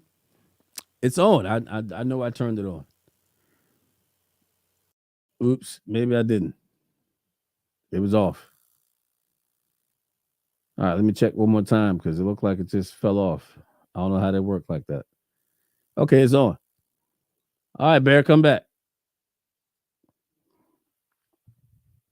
All right, let's see. I think we're good. There should be no more echo. No more echo. I never heard an echo anyway, but let me check one more time. Let's be the third time. Should be good. All right, are we good now? Everybody? Anybody? Can I get a 1 if we good? A 0 if we bad? So bad. What's up, man? I can't hear you. Can't hear you, Bear. What happened? I don't hear nothing. What'd you do? No, what's up, bro? Okay, I got you. I'm like, what are you doing? I was fucking with you. No Bear either. Okay. So, hey, what did I say? I was did messing I with say you. put a 1 in the? Did I say put a 1 if it's good and a 0 if it's bad? Because I got 1s. It's good now. Okay, we're good. My brother. What's up, Gregford? What's up, man? It's what's going on? I'm gonna be launching my show back after the week hiatus, starting tomorrow. Yes, yes, And I thought I would let your fan base know first. yes. I mean, hey, we all want to know what you doing. You know, I took some time off for some personal reasons, and I'm back. Back. I'm talking about like back, like cook crack, like that back. I'm back like the 80s, bro. Oh, okay. All right, yeah, great.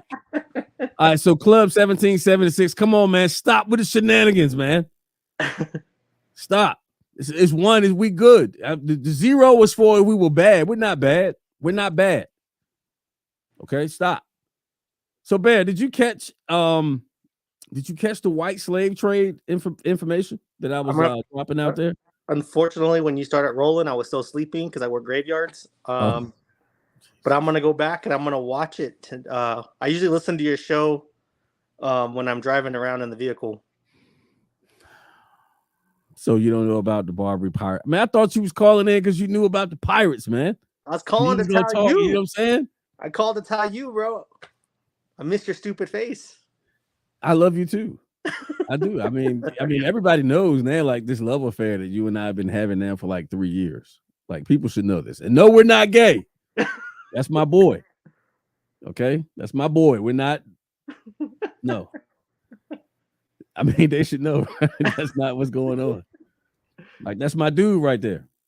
I mean, we did share a hotel room that one night. Oh, yes, we did. I'm sorry. Nothing happened. Greg might have woke up with the carrot in his ass. Oh, don't forget, I had some Frosty on the balls. A little bit of Frosty. Whipped cream. No, That's you gay. were wrapped up in a futon mattress, bro. On the Like floor. a fucking burrito. Burrito. Hey, I'm the burrito. I'm the brown burrito. Plus, I'm not white. I'm brown. We don't do that stuff. Exactly. Like I'm not black. I have black artifacts. Like see this? That's black. In some other color. You see the difference? That's not me. I'm not black. I'm a brown man. Sorry. Love y'all, but I'm brown. Straight up. Keep calling me black. Like, you know what I'm saying? I'm not. You know what? You're not black. You're not white. You know what you are? You're Gregford. See, you was doing all right. You're Gregford. Look, no. You was doing all right until you did the Gregford thing, man. You're always gonna be Gregford. Whatever. We're brothers. That's why I could call you Gregford. Okay. All right. I love you too, man. It's painful, but yeah. I'm not gonna bring up what happened. I'm not gonna bring up, how you slid down the, this little concrete slab at the Lincoln Memorial. I'm not gonna talk about that. If I was to ever start a online dating profile, that's gonna be my top sentence, bro. Slid down the banister at the Lincoln Memorial. Yeah, raw. Nothing. No slide or nothing. I wish we had the video. I wish we had video of that. Slipped up and then recorded, right? I mean, number one, I didn't even see that one coming. I'm like, okay, we standing there. I had no idea. You were just going, you know what I mean? Just hit I had no idea. I was lost. So it was too late. I wanted to. Then after the fact, I was like, damn, Oh man, I should have captured that. I should have just had the camera on. Period. With the bounce, that's what should happen. But I didn't. With the bounce, what I did. Oh my! When you hit the bottom, that joint bounced like a Spalding. You know what's crazy, bro? Is I really thought I was gonna go feet first into that freaking pillar. No, butt first. I'm talking about the high bounce. Boom! Right. I mean, matter of fact, I think you really came right to your feet after you boom, your tush hit. Boom! Bounced like a Spalding, and it right on the feet. It was like, you see that? It's like, whoa! Yeah, I saw it. I saw it. Damn, but I missed it. I didn't get it on camera. Funny moment though. One of the best. Yeah, man. But you were telling me about the pirates, bro, and I think that a lot of people don't realize that the trade was they were equal opportunity traders. Right. Yeah. Whatever came in there, man. They probably had some zebras. Whatever could be bought, they were willing to sell. You know what I'm saying? Equal opportunists, like you said. That's what they were. Yeah, that's what it was. That's what it was, right? You know what I'm saying? Well, because we talked about that the other day for like an hour and a half to 2 hours, talking about that trade. And I did do a little research on it after we got off the phone, because nights are a little lonely. Yeah. But yeah, dude, like they didn't really care. If they were gonna make profit off of it, they were gonna sell it. Yeah, and it didn't matter if you were black or white or Jewish or whatever. They didn't care. You were going on the boat. Right. They didn't care. I mean, for real, we see the same thing today. I got Snowman in the background. Snowman, make sure your echo canceling is on, brother. You coming on up. Snowman gonna join the panel. Yeah, but it's like I mean, it wasn't like this thing that we've been hearing like it's color based. Oh, it's color based. So if you were black, you're just gonna get kidnapped by the white man. But like you said, these people didn't care what color you were. If there were a market for people and they found you slipping, they were coming to get you. You're gonna get sold off. And it was always the conquered. Like if they were going at war, it was always the POWs that they sold. Absolutely. I don't give a damn, dude. It could have been people from Mexico that could have went over there. If they would have lost the battle, you were going on the boat. You were gonna be on the market after that. Snowman, welcome to the stream, man. Oh wow, this is the first time I've been on with Snowman. What's up, man? What's up? What's good? Not much. Happy White History Month. It's White History Month. Yeah, tell us like it. Tell it like it is. Well, us crackers be crackering. We be keeping shit crack-a-lacking. One of my best friends is white, and my kids call him Uncle Cracker. Uncle Cracker.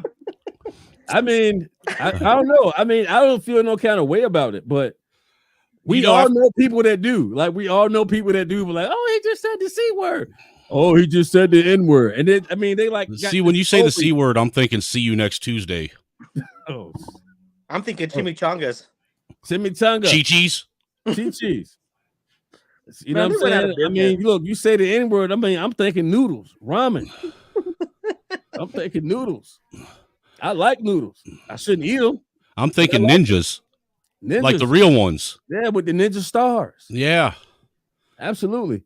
So let me ask you this. Let me ask you this, Greg, and you as well, Bear. Do you think that after, because I've never really looked into the Barbary slave trade as in depth as I probably should have, but after watching that documentary that you showed, do you think that maybe, just maybe, possibly, the European chattel slavery that they, that Black America's all pissed off about might be pushback from Barbary slavery? I mean, yes. You had the Barbary pirates of North Africa that were rounding up white Europeans and making them slaves. And once the white Europeans got an empire big enough to do it back, they showed them what it was like. Yeah, I mean, it's obvious. I mean, I'm not going to say that it's obviously that, but it could obviously be that, because like, you slap me, I'm gonna slap you back, bro. Right. I mean, isn't that how men work? I might not get you today, but if I catch you slipping, I might just get you. Go ahead, Bale. No, I completely agree, dude. I think it's all part of it.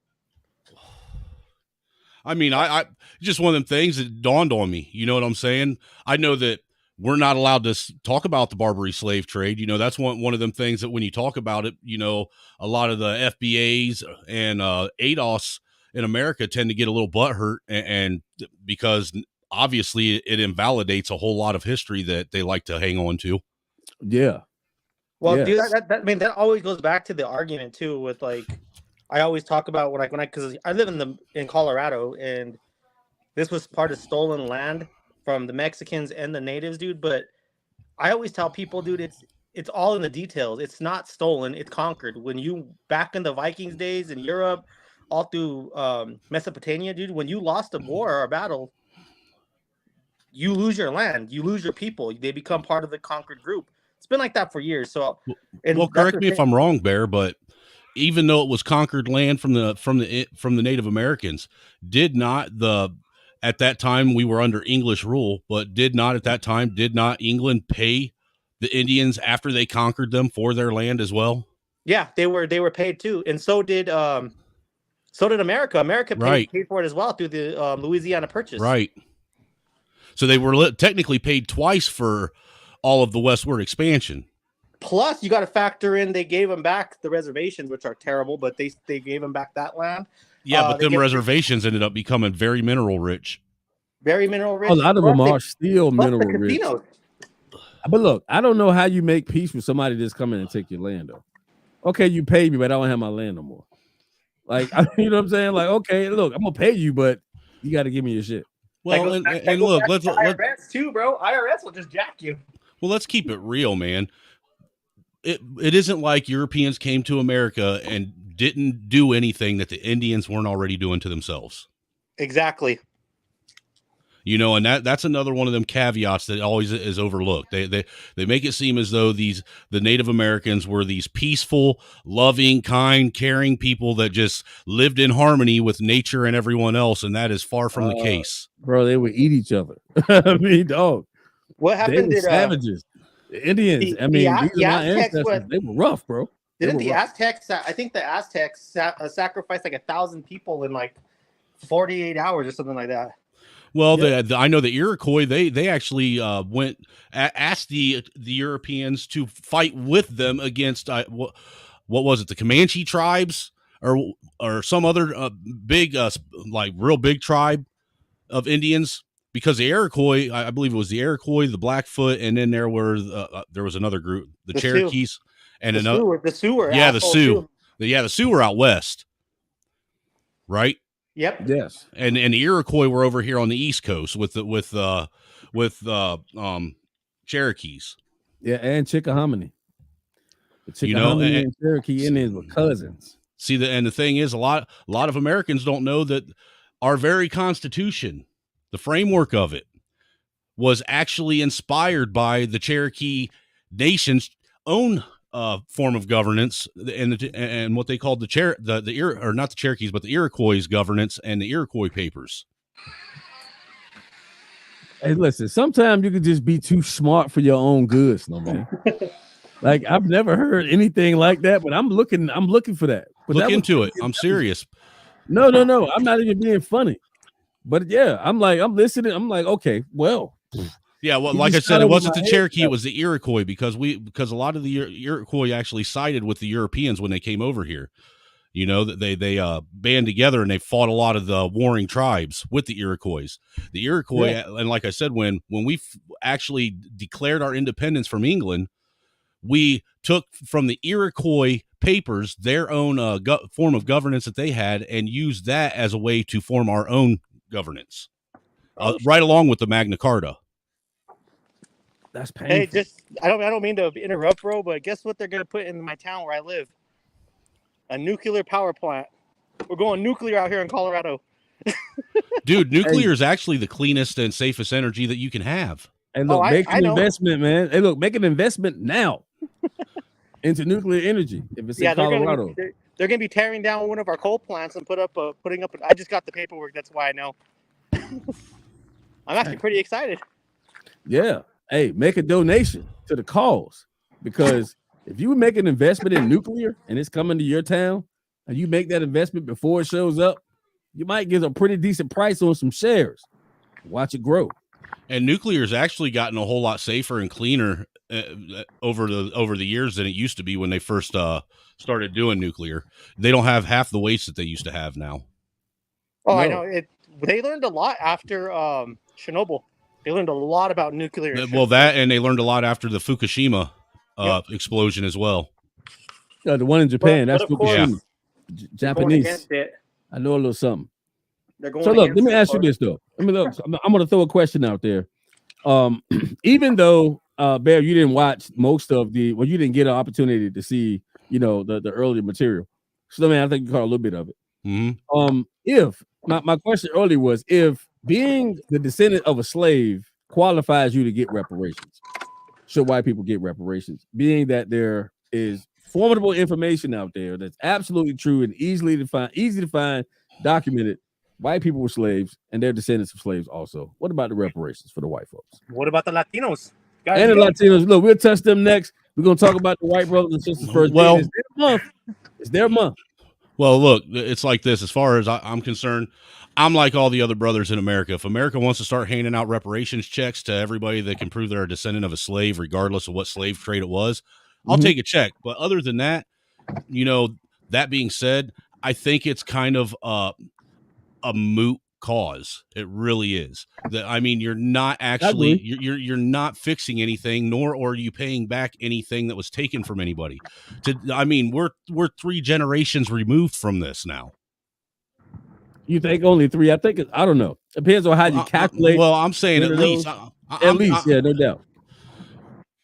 So 3 generations removed. None of us have suffered anything to warrant a reparations payment.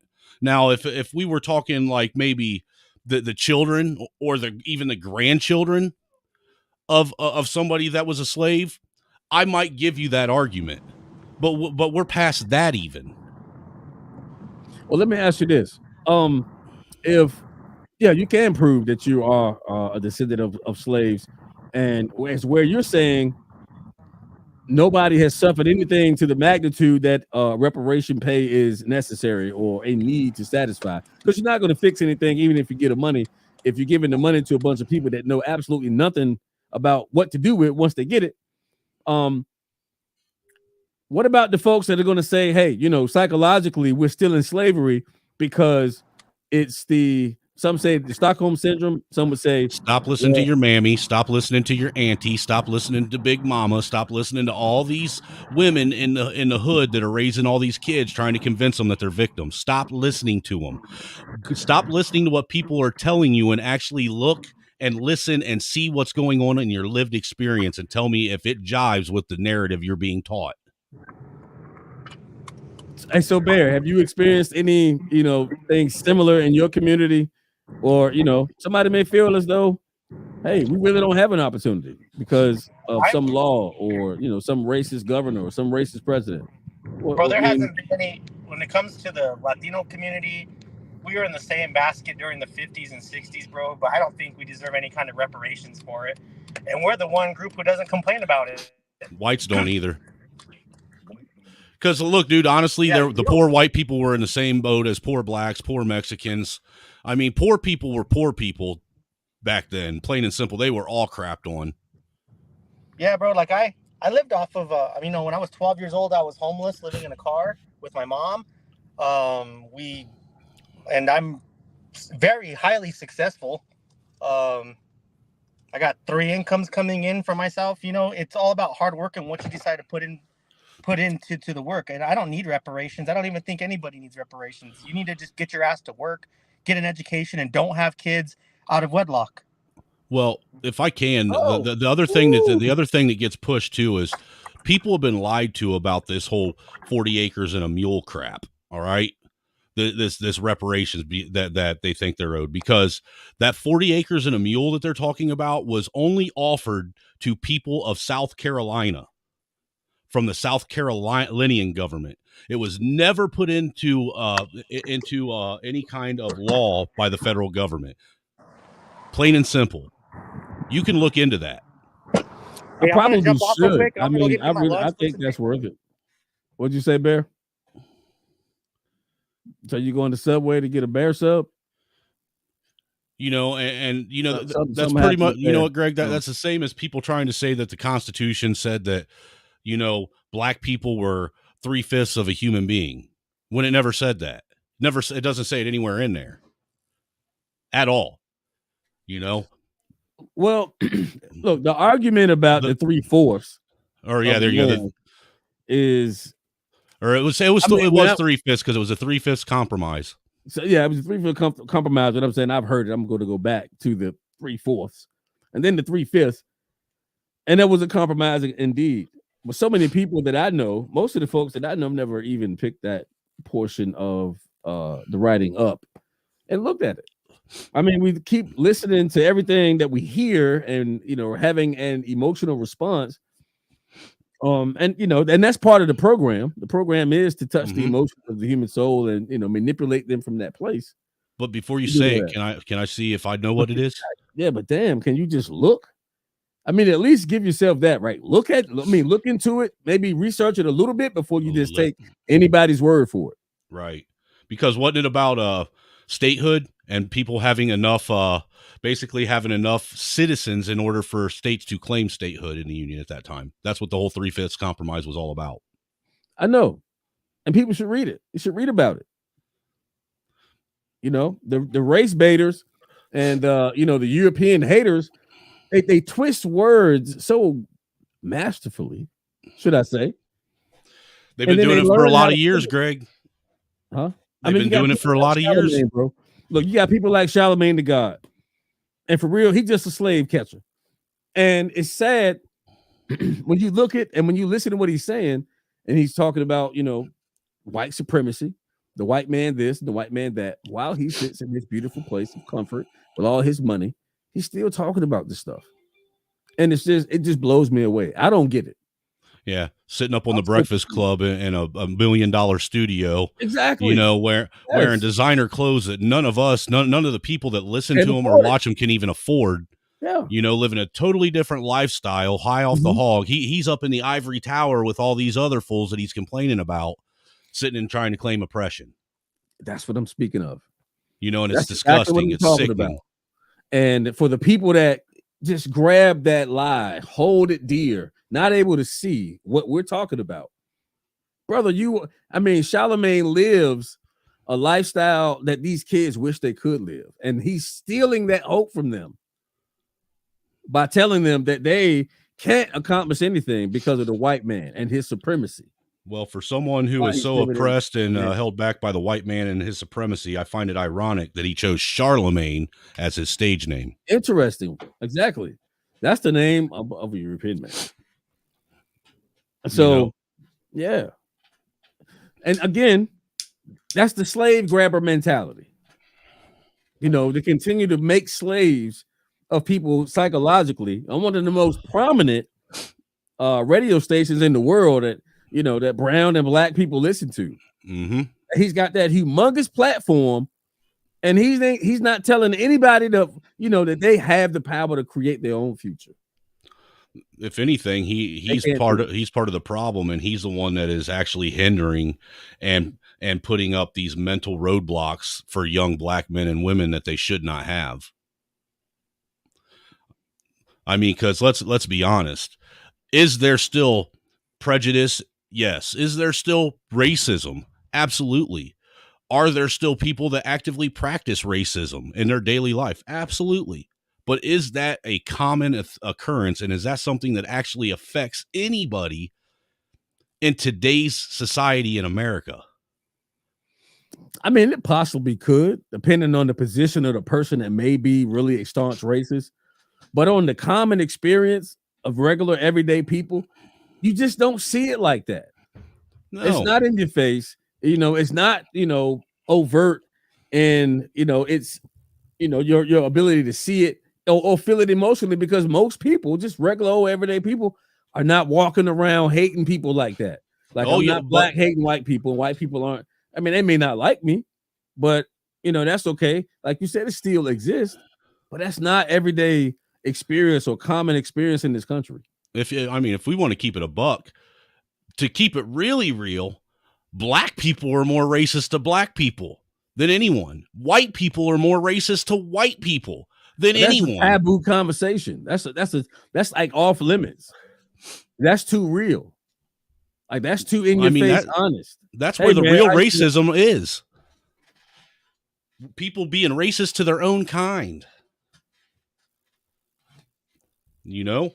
So, I mean, tell me why. I don't know. My brain just froze. But you know what? The truth of the matter is people need to wake up in this country. They really, really, really need to start seeing with new eyes and hearing with new ears and, taking everything in with a new mindset before everything that they know, love, and have come to appreciate in their life is actually literally taken from them. Because if we can continue down this path, a lot of these people that are pushing for America to fall and to collapse as an empire are going to get what they want. And then they're not going to like what the end result is.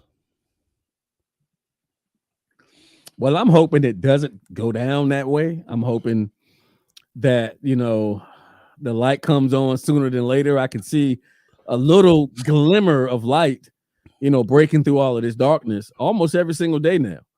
And at the same time, what you're saying, unfortunately, it's true.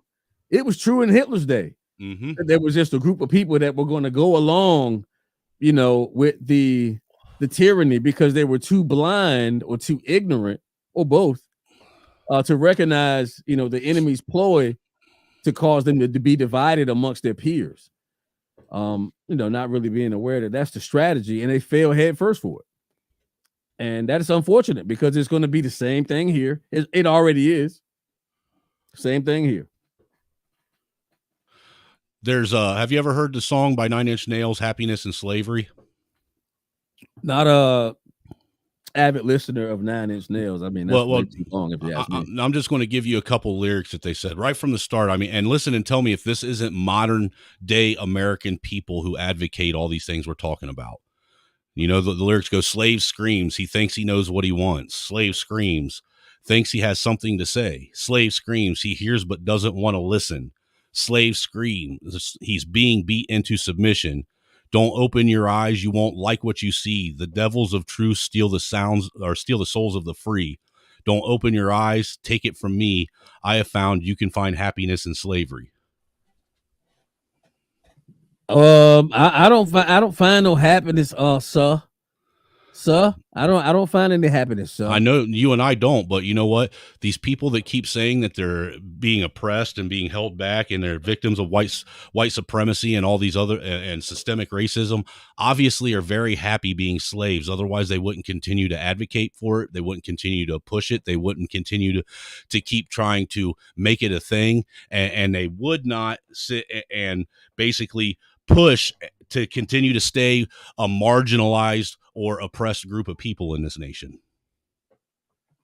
I ain't oppressed, my friend. I am impressed at the fact that hey, I'm a man of color and I can work, man. Ain't nobody upset with me. Hey. Now, if you're listening to him, you be like, well, damn, he just switched up. But the truth is, if you want to be successful, you can be. It's your choice. You don't get to sit back and blame other people for your failures or mishaps. So, I mean, that's just called life. We all kind of, run into brick walls here and there, obstacles here and there. We grow from them. We fail the test. We might miss that one, pass the next one. And eventually we just get wiser, right? We keep walking this thing called life. But to keep going back 400 and 500 years, I mean, the people that are spitting this rhetoric out, this disgusted me, is that the stuff that they keep leaning on, nobody was even born when this stuff was happening. Like, why we can't move past it? You know what I'm saying? Look, and you know what? The thing is I've literally had to call people out because I've been on panels where there have been literally brothers are trying to say that they had a grandfather or great grandfather that was still alive that was a slave that they talked to when they was younger. And I'm like, that's bullshit. It's impossible. Impossible.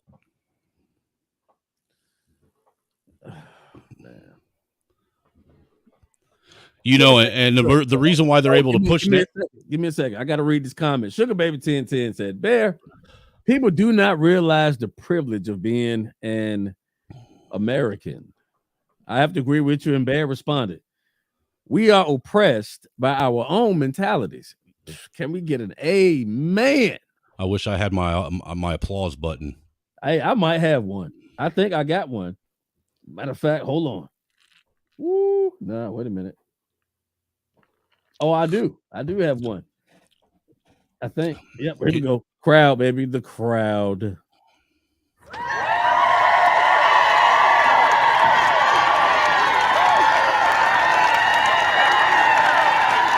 Bravo. Bravo. I just, for me, I find it really, really sad, honestly, man. Sad. It's disheartening, and it's really kind of alarming of the human psyche in this nation, that now we've gotten to a point to where no matter what your skin tone is, no matter what your nationality is, no matter what you claim your culture is or background is, you got about a little over half of America all fighting each other for who is the most victimized. And I think it's disgusting. Well, yeah. I mean, on top of disgusting, because that kind of gives the connotation that I turn my nose up at it, and I do, but I'm also saddened by it. I'm really saddened by it. The reality what have we done to our people, Greg? Say that again. What have we done to our people to make them feel like they can only succeed by being a victim?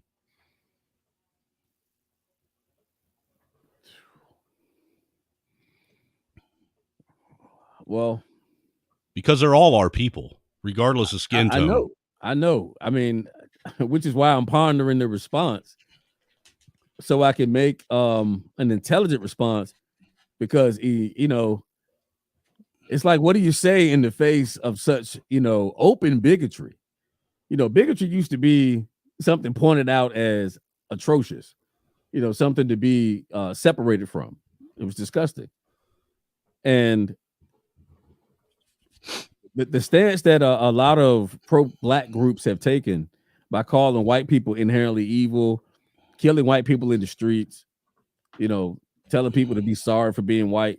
I mean, if that's bigotry at its finest, that's it. You don't really get, much more expression of it than just calling out a race of people, calling them evil and wicked. Mm-hmm. So the very thing that, these groups are complaining against, racist America. I mean, they're displaying the exact same hatred, and they're justifying it over some shit that happened 450 to 500 years ago. Actually, it was the stuff that they're talking about, and what we call the United States of America only lasted for about 70 years. Because after we were founded as a nation, it took about 70, 80 years, and then we put an end to it. And then the real, if you really want to get into the numbers of the thing, even if you want to sit and not question the circumstances and the downright questionable transatlantic slave trade and how they say that went about, if you look at the numbers, out of the 20 million or so slaves that were brought to the Americas, being North America, Central America, South America, and the Caribbean islands, I think from what I've read, only 500,000 of those actually came to the United States. Well, the numbers don't mean anything to me, because one slave is one too many. I agree. However, but at that time, that was practiced. I just don't think that the story is being told fairly. I don't think it's being told truthfully either, which makes it unfair. So, well, and the fact that there's not enough historical documentation to validate one way or the other, it screams some kind of cover up. Oh, yeah.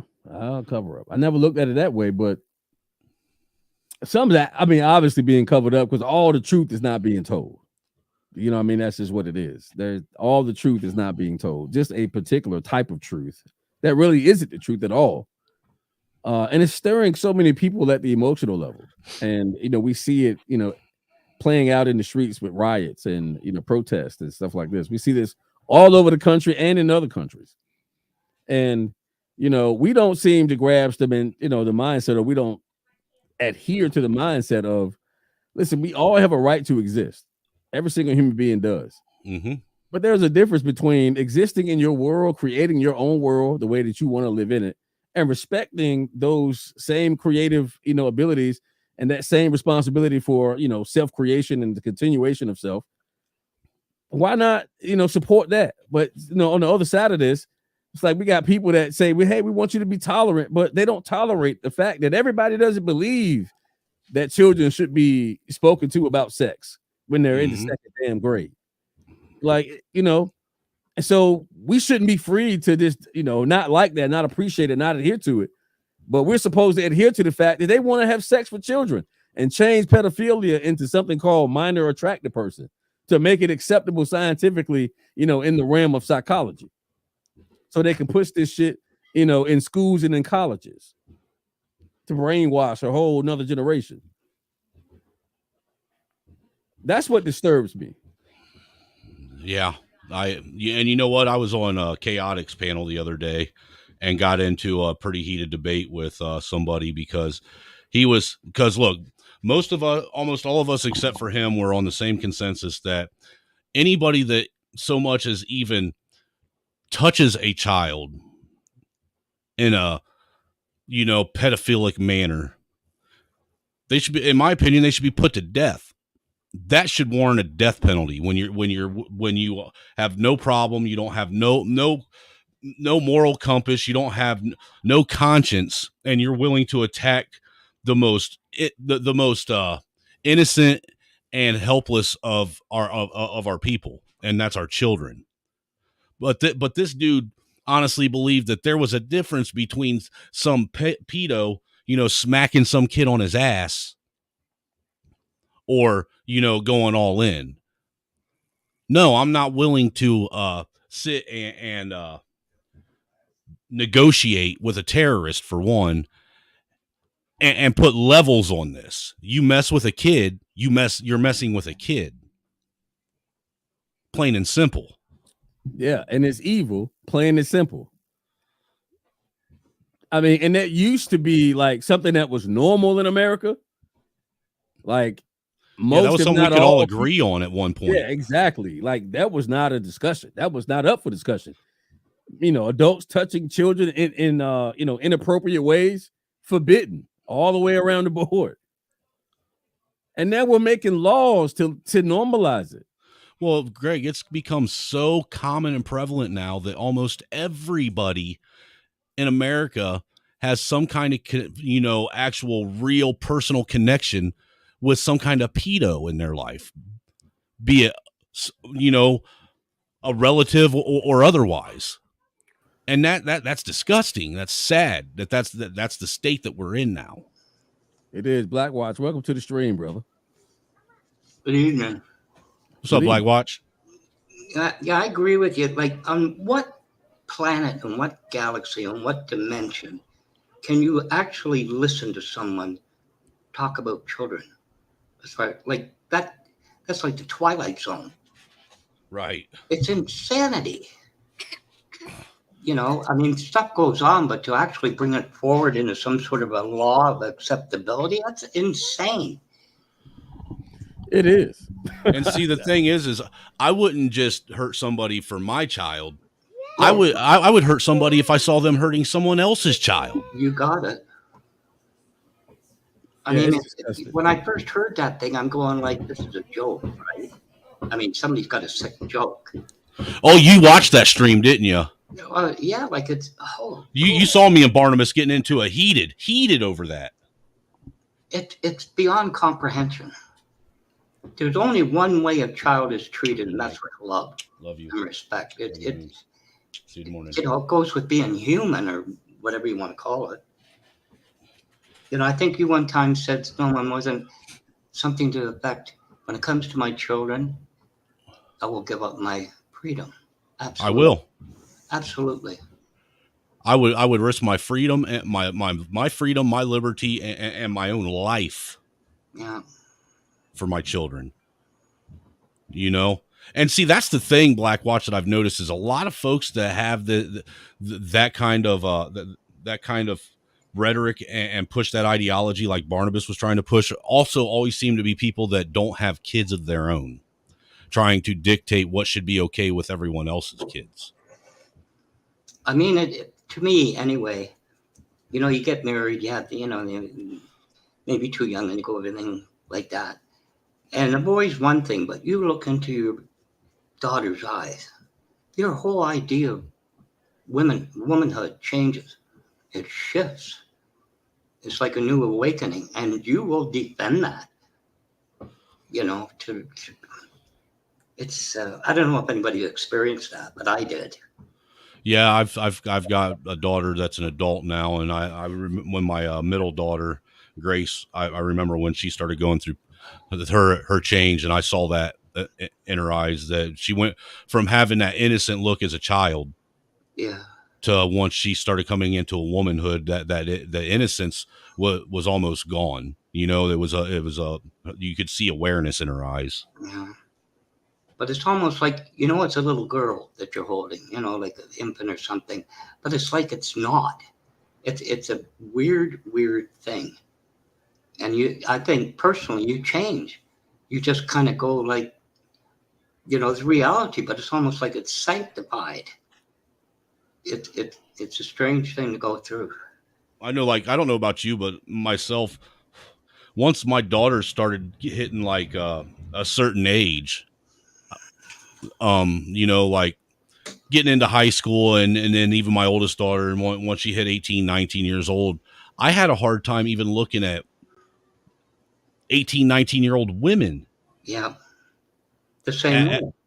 As it, you know, like they would, I mean, it felt to me like I was sitting there, you know, fantasizing over my own daughter if I did that. You know what I'm saying? And it disgusted me. It's you really have to try to wrap your head around the whole thing, you know. But yet my dad, 60 years old, would sit out in his underwear on our front porch when he lived with me.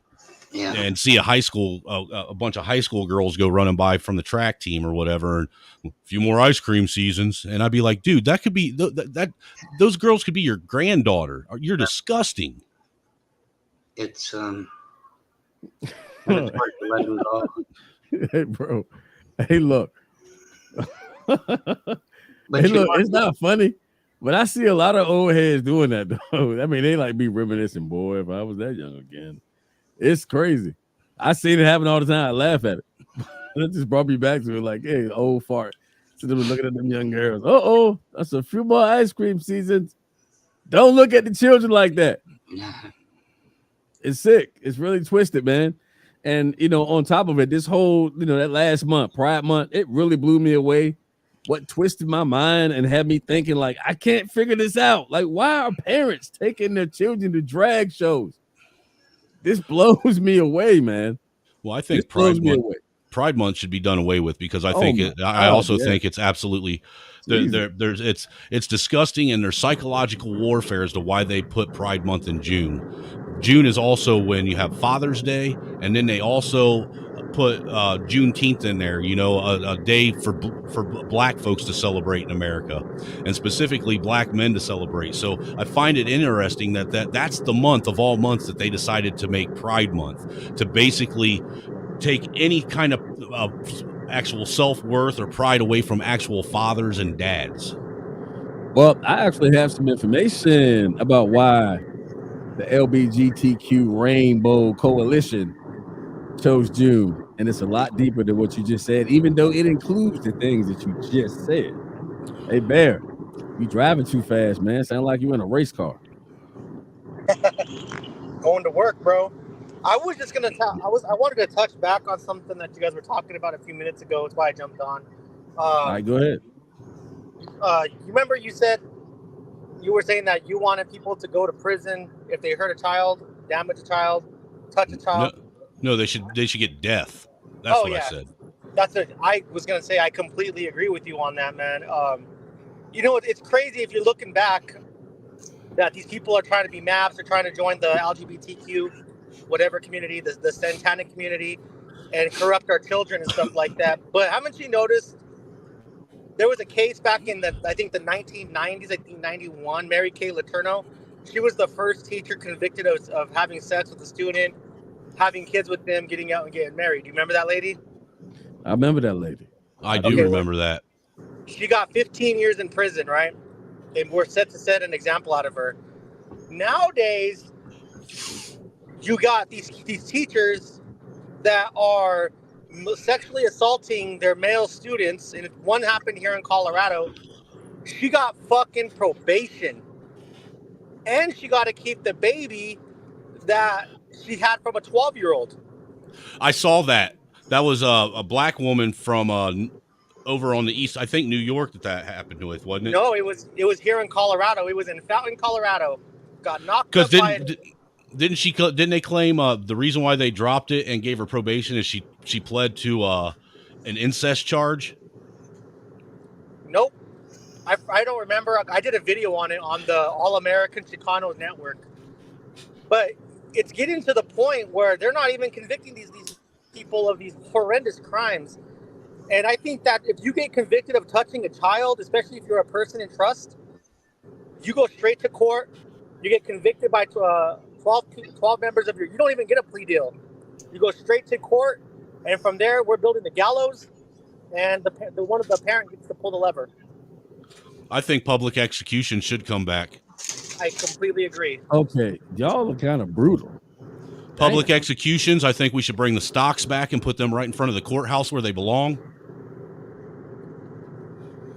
As long as it's not promoted as some sort of a show, like, medieval times, let's all get together and watch a draw and a quartering, I don't like that idea. I mean, it's gruesome. It is. But you know what? But you know what it does? It actually causes people to adhere to the law. It puts something in someone's mind when they actually have to witness that, see that happen. It tells them, hey, I may not want to do that because they've actually, with their own eyes, witnessed someone get executed, their head chopped off because they did something that was absolutely egregious. Well, criminals don't not break the law because of the law or the penalty of the law. Criminals are criminals. I agree with that. But see, what we have now is we have a bunch of people now in America that look, there is a criminal element where you're mentally you're unsound and you're going to do things anyhow. But there's also a different type of criminal that they got to where they are through stages. That they did something, broke a small law, got away with it. And the next time, since they got away with this, they broke a little bit bigger law, and a lot of times when there's certain punishments that are public, that the public get to witness, that prevents people from even wanting to do these small petty crimes. Well, Mayor said bring out the firing squad again. Bring them back. Look, I believe in mercy. You shouldn't be able to touch children and get away with it. I disagree with that. So why I don't know. Why are trans? I pray it never happens to me, and I don't have to go nuts on somebody for touching one of my kids. Well, why should trans women have more laws protecting them and actually be able to get away with more questionable stuff as far as the things that are going on with kids? Why should they have more of their rights protected than children? They shouldn't. I agree. They shouldn't. I mean, there is this shift to, equality, but I agree with you. There's kind of this tainting, well, a woman did that. So? Is it any worse that a man did it? I don't see that. No, me either. They're equal. The fact that it happened. Well, and I was listening to a debate on TikTok, and this one guy made a very, very valid statement. He said, here's how you can put an end to all of this debate with even things such as, trans women or what bathroom people are in. He said all trans people should have to use the male bathroom, whether they're trans men or women. And his reasoning being is because nobody cares about a trans man. There is not a single man on the planet that is worried about a trans man at all. What we're worried about is these trans women going into female bathrooms and doing the things that have been being done and that is being documented quite regularly now, with little girls in high school locker rooms being, essayed, or, little girls in public bathrooms being raped by these folks, because all you got to do now is you don't even got to so much as put on a dress and a wig. All you got to do is say that you're a trans woman and look just like a man and walk into a bathroom, and people are supposed to be okay with that crap. Oh, same thing with sports. I think if you're a trans woman, you still compete in the men's division. If you are a trans woman, you still compete with the men. I don't know what they're doing, but somebody is getting it outside, dude. Well, that's bad, man. He got his foot on the gas. No, I'm talking about outside my house. Somebody is lighting it up with fireworks, dude. Like my whole backyard is lit up. Oh, bad was moving. See, the way I see it, man, look, I don't even want. I mean, forgive me if I'm hurting anybody's feelings. You're a man, you got a penis, go to the men's bathroom. You're a woman, you got a vagina. All this, what you call yourself, is ridiculous. To me, it's just nonsensical all the way around the spectrum. I mean, it's ridiculous, man, that we have to have arguments and discussions about what a woman and a man, a boy or girl is. I don't get that part. We're not that dumb. Why do you want us to be that dumb? Having the discussion makes you sound dumb. I get in trouble for this whole discussion. Like, if somebody's gay, I ain't got a problem. Why can a man and a woman go down the street, stop at the corner, and kiss? Yet the same thing happens between two men or two women, we freak out. But there's one thing with transgender, and they got to accept, you will never know what it is truly like. That's impossible. It just can't be done. Black Watch. That, If you've noticed, some of the most outwardly spoken and vocal people in the quote unquote trans community are trans women anyhow. These men trying to be women. I mean, because if you think about it, you don't hear trans men, women trying to be men. You don't hear them out there, complaining about not being able to play men's sports or not being able to go into the men's bathroom. You don't hear that out of them. You don't hear these arguments that are. You got a point. You don't. It's always not a lot anyway. Most of this whole debate and pushback, this whole rhetoric that trans women are, the most victimized or there's a genocide on trans women is what they're saying. It's only them pushing this crap. Well, maybe it's because you're pretending to be something you're not. You're literally trying to insert yourself into a conversation that you know nothing about. You're trying to overtake specific protections that have been put in place to protect women specifically. And at the same time, you can't even tell anybody what a woman is, and you think that womanhood should be basically centered around you. I guess it's kind of weird.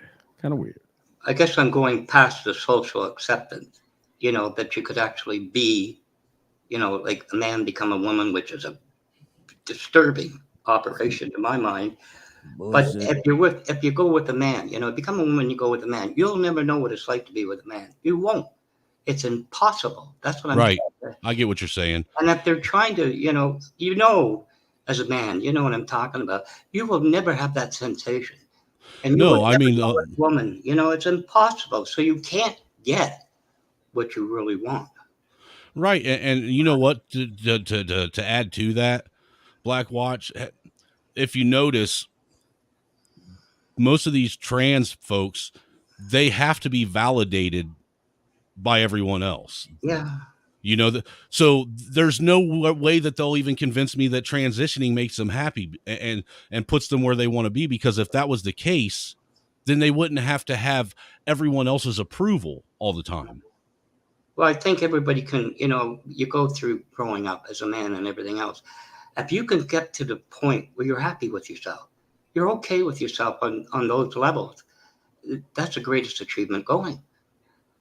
Because we're told what we're supposed to. I've talked to some guys and I said, tell me, it's 2020 or whatever it was.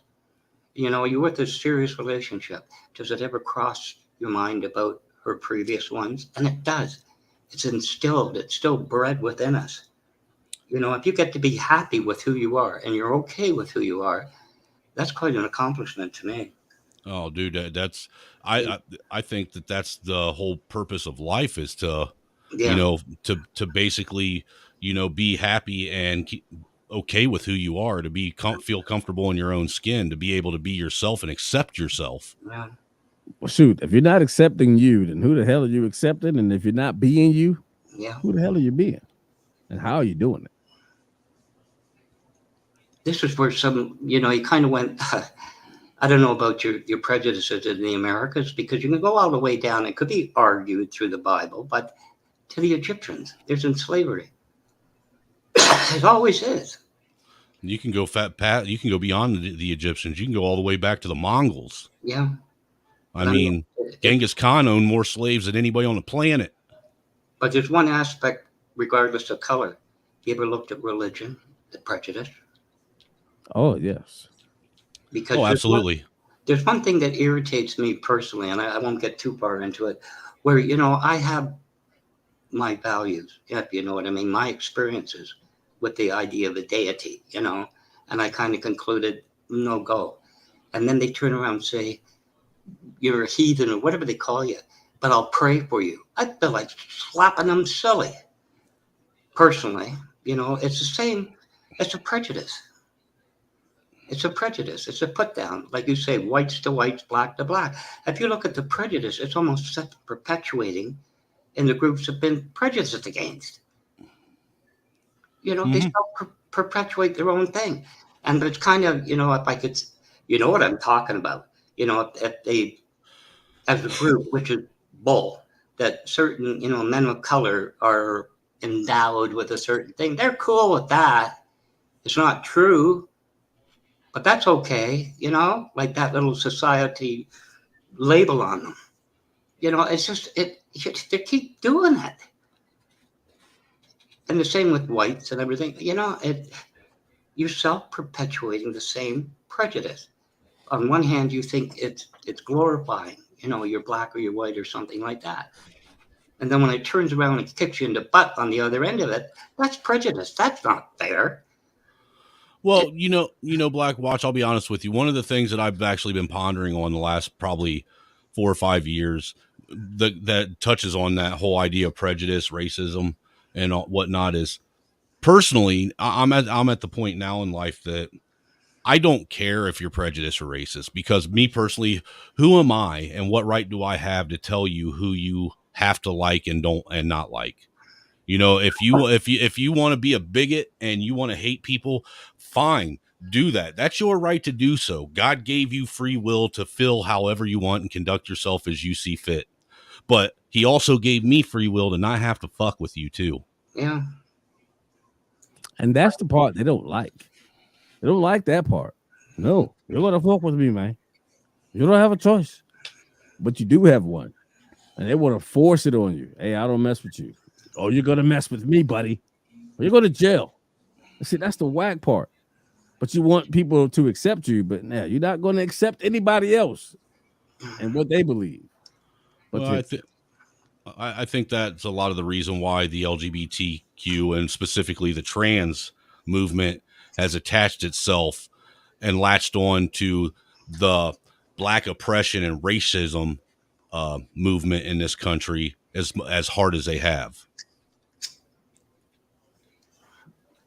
I mean, maybe I'm on the other side of the coin, in life.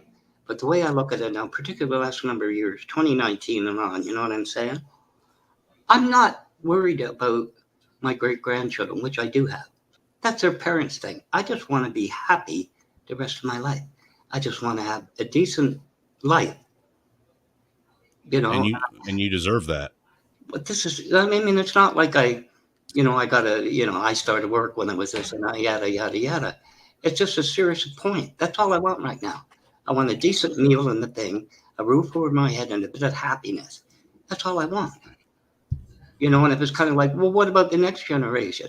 Or what about this? I gave the next generation, I gave the next one, and I gave the next one. Give me a break. How many generations do I have to be responsible for? Absolutely. I mean, there's things personally, I'll point it out. I think my grandchildren, well, I have 4 granddaughters, whatever, 2 marriages, whatever. And it's kind of like, I don't want to get this for you because it's bad for you. I have something wrong with me. And I thought, like my parents, thank God they didn't have to go through this. But I'd sit there and judge my father, particularly in the last years of his life. You got to give me a break. It never came to mind where I could say, this is bad for you, and that's bad for you, and you're not going to do this, and you're not going to do that. This concept, well, that's bad for you, you shouldn't do that. You're judging your grandparents. That's insanity. I don't get it. Black, why'd you sound like you from the old school? He is. That's insanity. But it is. I mean, I definitely don't disagree with you in any way, but man, I felt that one. Nobody has respect for their elders anymore is what I'm getting from Black Watch. I mean, that's part of the problem. I had it personally, because of, the habits you have, they can be fatal to you, if you get my drift. And where it's, well, I'm not going to go get that for him. You know what I mean? Because I don't believe it in something like that.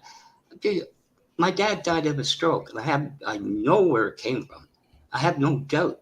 But I would never judge him and say, if he really wanted something, like a cigarette or something, I'm going to sit there and say, no, I don't believe in this. I don't believe in that. That concept, I couldn't even fathom. Yeah, we're not going to lambast somebody because of their own personal vices. Yeah, I mean, personally, as long as it's not harming someone else, what harm is it causing? Right. I mean, it goes all Greg, highlight Sugar Baby's comment.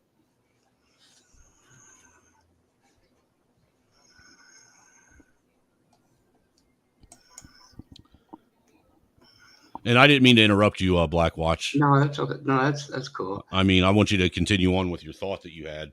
No, I mean, personally, I look at it this way. There's all these conspiracy theories, and I'm not saying it's wrong, particularly in the United States, about the political thing. I get that.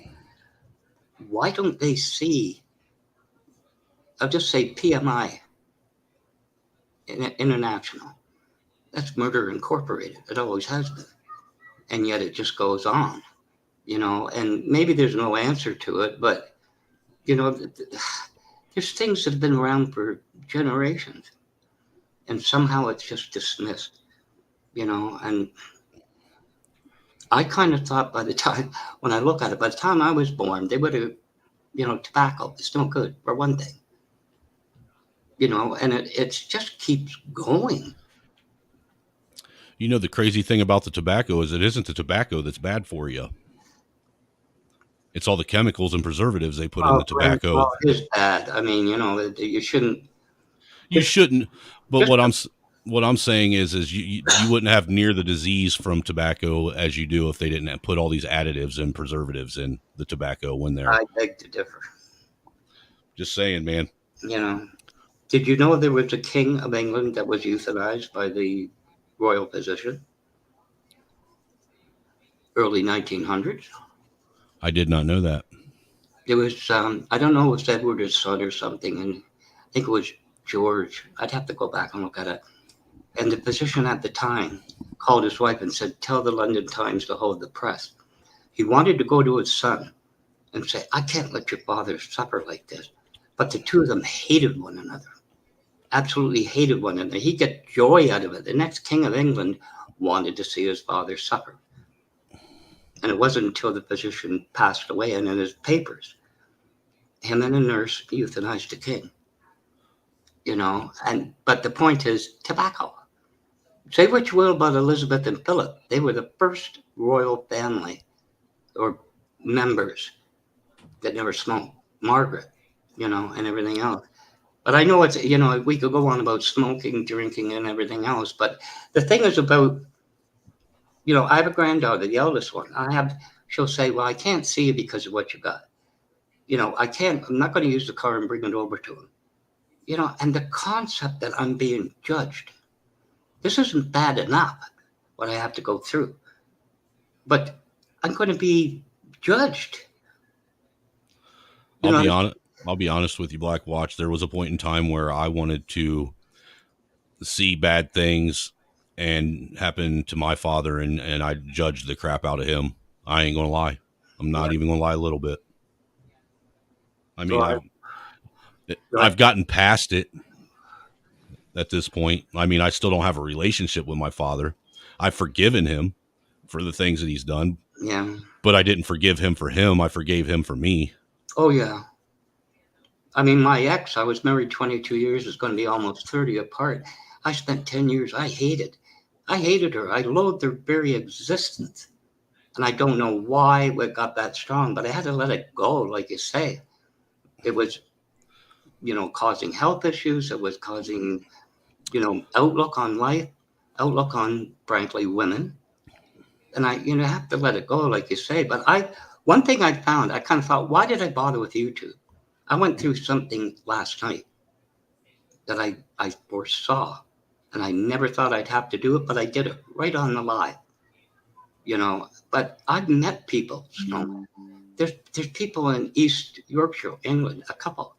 My heart bleeds for that man. So they can say, well, this is all virtual. Well, is it? Because this is pretty much the town square now. It's some say, well, they're not real. The people aren't real. And maybe that's a problem. You shouldn't get into there. You shouldn't let it go that far. But there's a little Smurf in here that's a blue wrench for one AC that you just, it. But anyway, respect to your parents. Thank God my father, we went to a drag race. I did the race Pro 5-0. And when I came home, I kind of thought, put the car away, put everything away, trailer and everything, and I'll go see a woman. I kind of got over that. And I was there, and 10 in the morning, I said, where's your phone? I have a photographic memory, but I have this. And my mom answered. I said, what happened to Dad? We got up in the morning, went to the washroom and collapsed. But he kind of went from the long weekend of September on January 19th. And my mom only went maybe 2 months or something. So in that way, I'm okay with it, They didn't go through these years, in a place. I think you said it, the respect of parents or something. You don't even think about it. Black Watch, I think a lot of the lack of respect of parents is the fact that there's too many parents nowadays that don't even parent their children, or that they don't do what a parent's supposed to do. I mean, I understand what you're saying, but at the same time, being from the generation I am and watching some of these young kids grow up and seeing how my own peers raise their kids, there are a lot of parents that opted to be their kid's friend rather than their child's, parent. And now they're reaping, the seeds that they sowed. Yeah, that's a very fine line, like you say, with the friend. And then, you never lose sight of the responsibility of the parent. I mean, the sense of entitlement, why isn't my internet 1G? This isn't fast enough. I spent 30 years in IT, and I thought I'll retire, the whole thing. And I don't want to see a computer, but this sense of entitlement. My daughter was lucky to have a Nintendo. Yeah, dude, I know that feeling. And and we enjoyed it. 2 of us used to drive her mother crazy using the television, but this entitlement, this, and it's reflective of the whole thing. You know what I mean? Like, It's Absolutely. not just a computer. Absolutely. And but anyway, it is a respect of. I never thought about it. Mind you, I grew up with Scottish, English, and Irish. Basic around my circle of adults and everything. Mm-hmm. But there was never, you would smack you in the head. My father hit me once, really, took off after me. But, you shouldn't have to fear your parents, but. No, the only thing you should have to do is be worried about disappointing them. See, when people say that, I believe there's a healthy fear and an unhealthy fear of parents. All right. An unhealthy fear is a kid that's afraid to talk to his parents because he's afraid he's going to get abused physically, mentally, or otherwise. Yeah. A healthy fear is someone who is afraid to tell their parents something because they can't bear the shame. Absolutely. Of having to tell their parents and see the disappointment in their eyes. Oh, I went through that when I divorced, and it would crushed me. Well, listen to this. I can't bear the shame of telling y'all brothers, it's time to get the hell out of here. Oh, no. I got to go, man. You know why? Man, me and Black Watch was having a good conversation, too. Y'all were. That's why I gave you a disclaimer before I said what I had to say. Do we at least get a doggy bag or something? Hey, look, give me your email address. I'm gonna send you a whole case of doggy bags and biscuits. Okay. And AC? I mean, not AC. How dare you, sir? Snowman. Hey, look, bro. Talk about cutting to the quick. Oh, Lord. Ooh. Really, dude? I went deep with that blade, man. But it was dude. You didn't just go deep. You went deep and twisted it. But look, it was an accident. It was an accident. I ain't mean to do that, man. No, I'm sorry. You say it was an accident. I think your subconscious told me what you really feel. Whatever. If that's the case, I love you equally because I love that brother. That's my man. I think that's good for 30 lashes in the town square. What do you think? I agree. He should be putting the stocks in the whole town square, be able to throw fruits and vegetables at him. As long as I ain't naked, man, I think I'm gonna be all right, bro. Woo! But no, I really got to go. And I want to thank the panelists for even stepping up here, man. It was fun. Deep conversations. No, man, you know I love you. Hey, Black Watch, we're going to talk. Look, we're going to do something. I know I shot you. I shot you down in the chat. I was just messing with you, though. Oh, no. I just wanted to see where you was at, bro. I take it very well, You did. You definitely. Hey, you know what? You should feel lucky because I have yet to get Black Watch to come on any of my panels. Maybe he don't like you. No, he'll come and watch my show. He just never gets on any of my panels. Well, maybe he don't like you.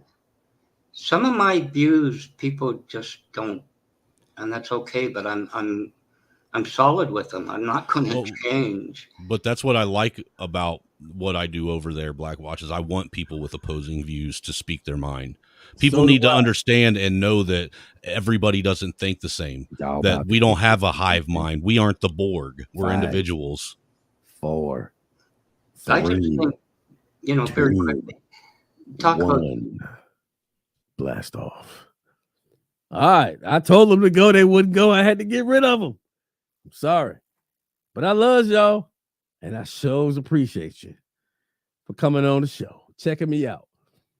Look, don't y'all get upset that I booted them brothers. I brought next week. Maybe we'll continue on backstage. I don't know.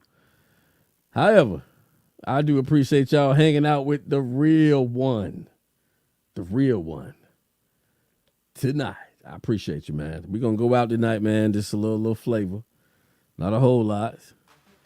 But y'all know what I like to do. I like to bang a little bit. But, hey, I appreciate you. I love you. Subscribe to the channel, y'all.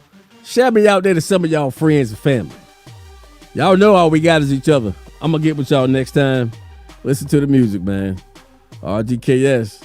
We out.